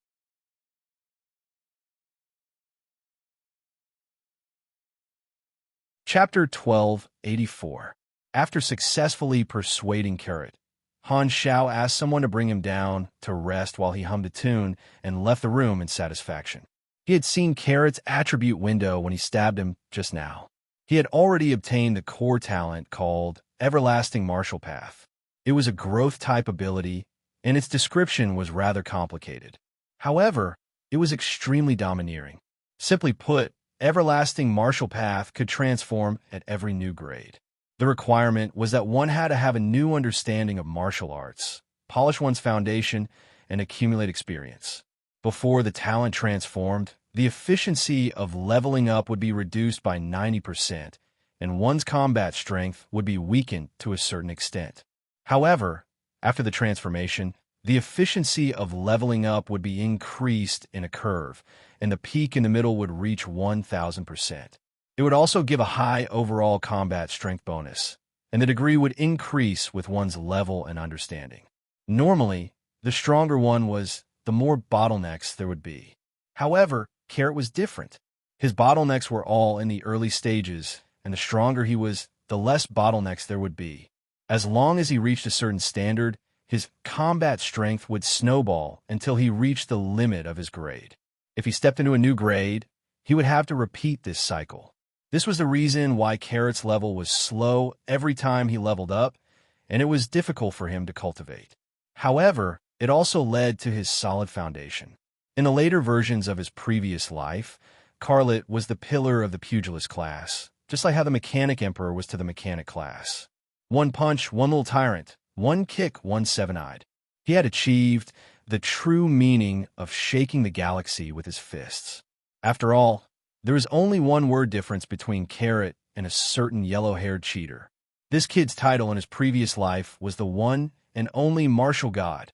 Furthermore, Everlasting Martial Path could also strengthen all of Carrot's pugilist skills. Not only could it increase the level, but it could also adjust the effects of the skills. It was almost tailor-made to suit Carrot's fighting style better. The introduction explained that this was a unique comprehension of martial arts. Any martial arts school could be integrated with Carlet's own martial arts philosophy. Mastery through a comprehensive study, adaptability, and all moves would eventually become his own. Han Xiao had never seen everlasting martial arts from any other pugilist.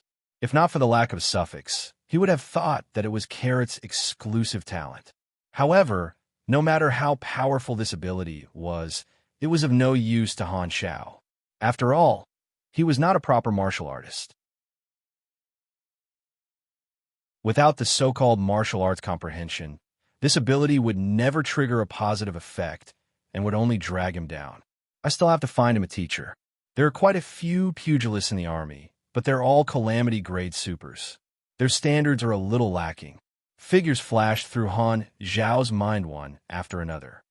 It's best to find a beyond grade A to teach Carrot. I know so many people, and the most suitable one should be Yining. The two of them were good friends in my previous life, so they definitely have a good relationship. If I let Yining be his teacher, it should be quite effective. Han Xiao scratched his chin and suddenly felt like he was trying to make a good match. Thinking about it, he still had quite a few backup options, such as inviting a pugilist in the underworld to be his teacher, or temporarily releasing Garutan to teach Carrot. With his current strength, Garutan would no longer be able to cause any trouble. Furthermore, only by letting the prisoner out occasionally would he not die in the space-time amber. Otherwise, he would not be able to use the Sanctum Revival. Carrot was the first direct descendant of the three universal civilizations that he had poached, but he would not be the last. Although the potential value of the other targets was not as good as Carrot's, Han Xiao did not plan to let them go. While walking and thinking, Han Xiao returned to his office and temporarily put this matter aside. He summoned Philip to deal with the army's affairs.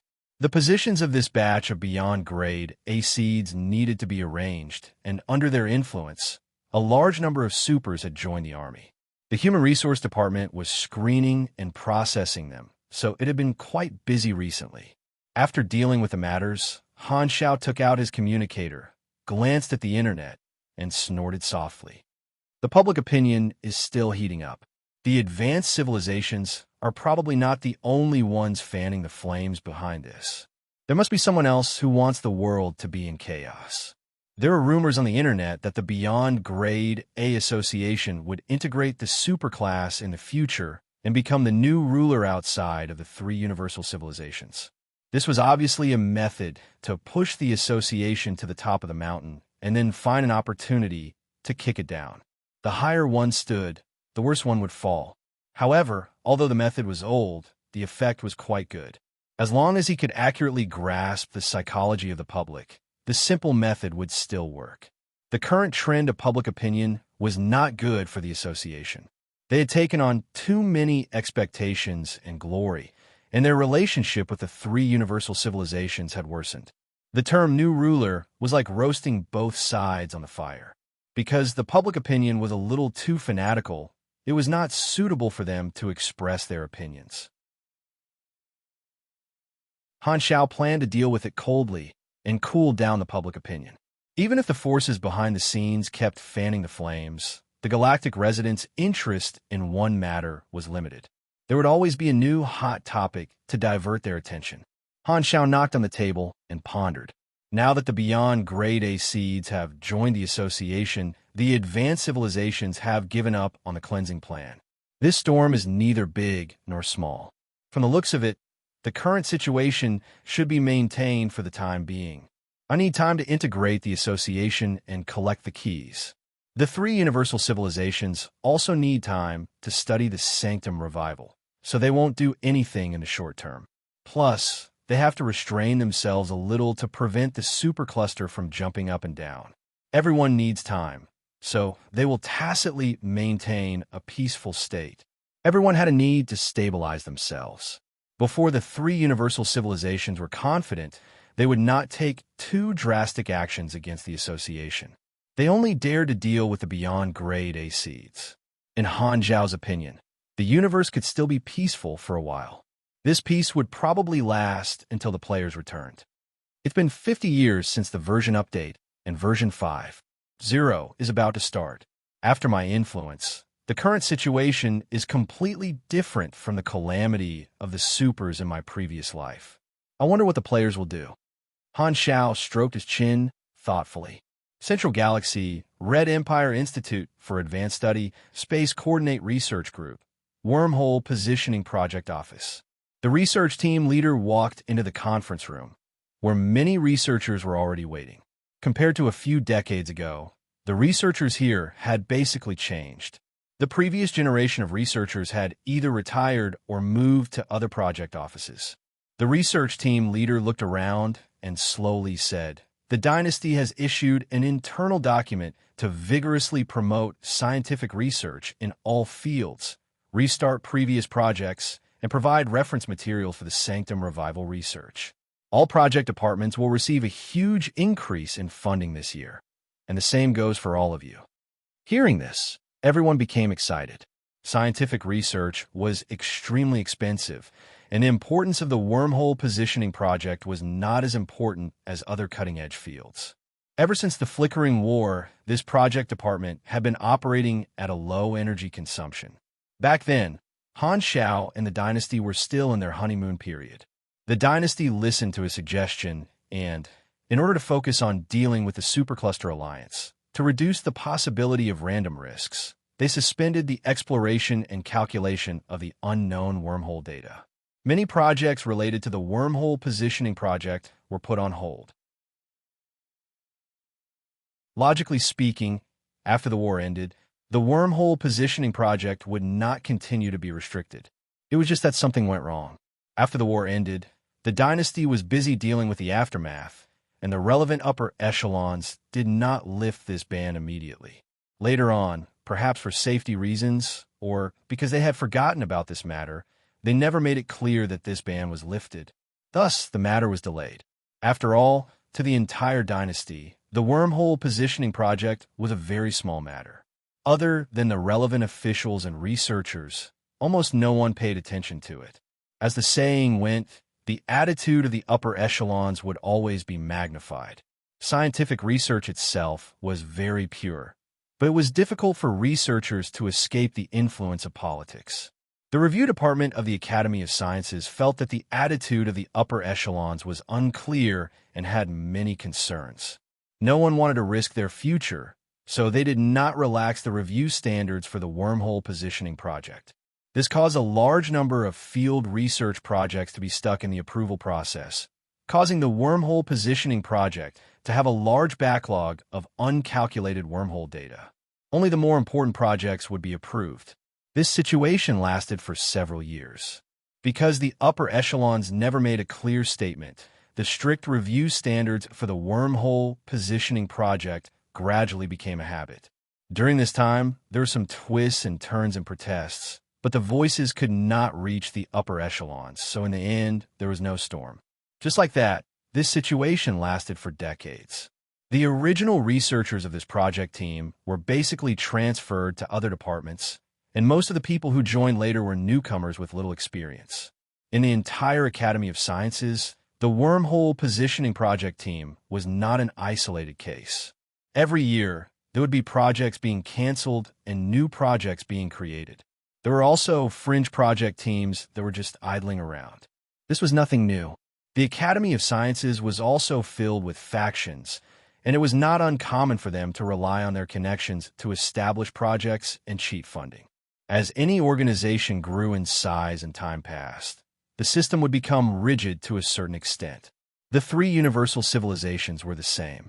Even the relatively better empires could not prevent this phenomenon. The research team leader left after giving a few instructions, leaving the researchers in the conference room overjoyed. We're finally not a fringe project team anymore. Hurry up and report all the backlog topics. We can finally do the actual calculations. There have been too many wormhole coordinates in the past few years. The equipment purchase list for this year hasn't been submitted yet, right? Hurry up and change it. Buy more multi-purpose long-range space probes. We're going to launch them on a large scale this time. Just as Han Xiao expected, after the failed attack on the Beyond Grade A seeds, the three universal civilizations and the Supercluster Alliance restrained themselves a little. Under Han Xiao's orders, the association did not publicly announce the attack on the Beyond Grade A seeds either. It was as if they had deliberately ignored this matter. Other than fanning the flames of public opinion, the three parties tacitly maintained peace in all other aspects. No conflict broke out, secretly accumulating strength and preparing their own means. Perhaps the Supercluster Alliance still had thoughts of causing trouble, but they could not find the opportunity to do so at the moment. Although the two parties did not openly declare their hostility, through the manipulation of public opinion, the three universal civilizations and the association had gradually formed an opposing relationship in the eyes of the public. The smell of gunpowder grew stronger and stronger. Any slight movement would cause countless people to jump out and carry out a strategic interpretation, thinking that the two parties were at loggerheads and that there would definitely be a battle. Although the Supercluster Alliance often suffered heavy losses, they were still quite good at fanning the flames. Perhaps this was what they meant by a long illness makes a good doctor. Under the calm surface, the three universal civilizations gradually stopped many business collaborations with the various Beyond Grade A organizations and introduced some business policies. They began to think of ways to attack the association in terms of organization management. Under the integration of Han Xiao, the association began to strengthen its independence. With the promotion of the Supercluster Alliance, almost everyone in the universe knew that the conflict between the three universal civilizations and the association would not be resolved peacefully. It was impossible for the two parties to coexist easily. Countless organizations were watching this fierce battle. Time slipped away quietly in this atmosphere of impending storm. Gradually, a year passed. On March 10th, year 782 of the galaxy calendar, version 5.0 officially opened, and the players who had been away for a long time finally came online.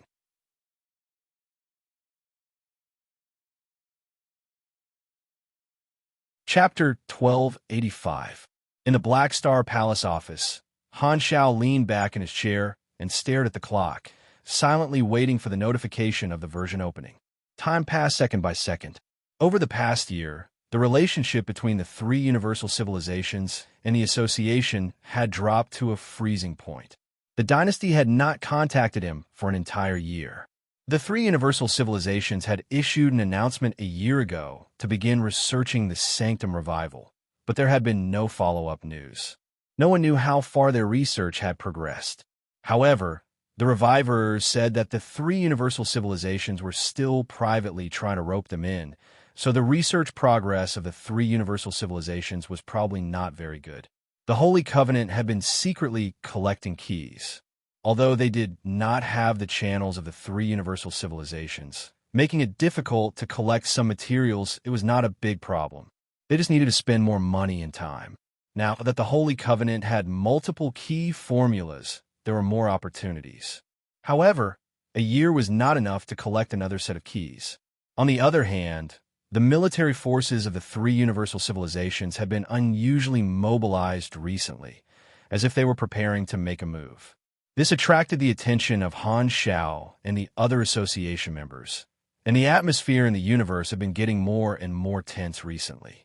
The players returning at this juncture could be said to have caught the good time. Han Xiao rubbed the back of his hand, his eyes flashing. The players are online. This is an opportunity for me to quickly complete the level 360 promotion. The current situation is in a stalemate. If I can make a breakthrough in my personal strength, it might be a turning point for me to break through this situation. The current situation was within his expectations, and a stalemate was exactly what he wanted. If not for the Sanctum revival, the increase in the association's strength, and many other factors, the armed conflict of the calamity of the supers might have already broken out like in his previous life. Now he was suppressing it. Although this was a powder keg, and the more he suppressed it, the stronger the rebound would be. However, this was not absolute. The way he saw it, he only needed a few opportunities to break through this situation. If he succeeded, he could really eliminate the calamity of the supers, and it would not turn into a large-scale internal conflict. His current methods were all to buy time for the Holy Covenant. Han Xiao knew very well that there would be a battle between the two sides, and the association would have to suffer more casualties. This was an opportunity. As long as the unlimited Sanctum revival was revealed at that time, most of the problems could be solved. The Sanctum key was necessary to break through this situation. If he could use a higher level of personal strength to intimidate the three universal civilizations and attract beyond Grade A members, that would be even better. Just as he was deep in thought and analysis, the long-awaited interface finally moved, and a version update notification popped up, just like the players. Version 5.0 activated. Retrieving data complete. Player forum opened. Welcome to Galaxy, version 5.0. Black Star era. Han Xiao was stunned. The version name this time wasn't Calamity of the Supers, and it even became my name. In the previous 4 versions, although this little butterfly had some influence, compared to the general trend of the era, it was only a very small individual. The versions were mainly based on the changes in the era, but this time it was different. He had almost single-handedly started this storm, and had become the leader of the tide of the times. The butterfly's wings had flapped so hard that even the version's name had been changed. This also indirectly explained his current pivotal position in the universe, as well as his importance in this storm. Even my name is included in the version name. That's amazing. Han Zhao's face twitched, and a strange smile appeared on his face. What is grandeur? This is grandeur. If the players see this, whoa. This is the super compound fertilizer that helps me harvest leeks. I haven't seen you in 50 years. I really miss these little cuties, their wallets. Han Xiao raised his eyebrows, summoned the surveillance camera in the hall, and looked over with a burning gaze. At the same time, Countless white lights flashed in the hall of the base outside Black Star Palace. The players who had not seen each other for 50 years finally came online in large batches. The originally deserted hall was instantly filled with a sea of people. It was incomparably lively, and countless players were shouting excitedly. "Ah, I'm back. Stars tremble under my crotch. My cannon can't wait any longer. Damn, it's been 5 versions, and you still haven't fixed the bug of not being able to take off your pants. Bad review. Humph. I could tell you're not a veteran player. Even now, you're still worried about whether or not you could take off your pants. You've fallen behind, little brother. Do you know what it means to have pants on your body, but not in your heart? You won't be able to understand my realm. How long has it been since this update? It doesn't look like the base has changed much. It shouldn't have been long." Everyone chattered and opened the interface to check the notifications. The next moment, a series of what the F asterisk CK and WTF sounded from the crowd. "Quick, look at the name of this version. I'm shocked.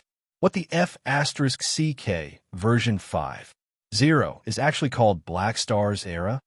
What did he do during the update period?" Countless army players opened their eyes wide, and a collective uproar broke out. No one had expected that their faction leader would actually become the theme name of this version. In the eyes of the players, the name of a version represented the main storyline of that version.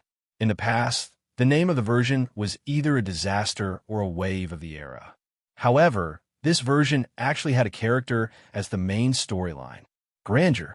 The many army players trembled in excitement, and only an extremely strong curiosity remained in their hearts. What kind of earth-shattering thing did their army commander do?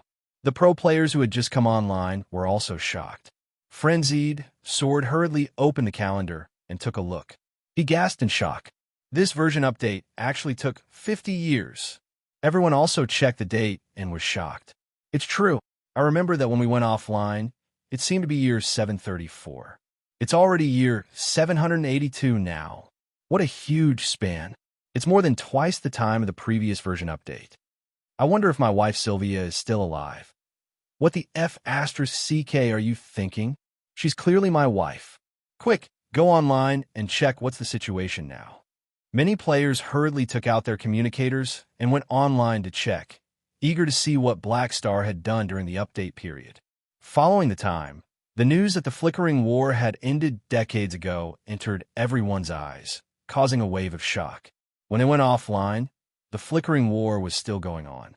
They had thought that the war would continue once this version was released, but who would have thought that this war would end so early in the version update period? As they continued reading, the expressions of the players became more and more confused, and exclamations could be heard from time to time. God's death, Sorokin's escape, the collapse of the limitless financial group's business empire, the change of leadership of the 3 universal civilizations, Aurora's entry into the beyond Grade A realm, the Sanctum revival, the return of the primordial ones, the confrontation between the beyond Grade A association and the 3 universal civilizations. A series of major events were all displayed before the eyes of the players. Just by looking at the description, many people could imagine the turbulent times at that time. What a huge change. Aurora really became a beyond Grade A. F asterisk CK. Who's this blonde lady? I'm in love. It's confirmed. The Germinal organization is the strongest surface organization in the entire universe, with 3 beyond Grade As. Who else?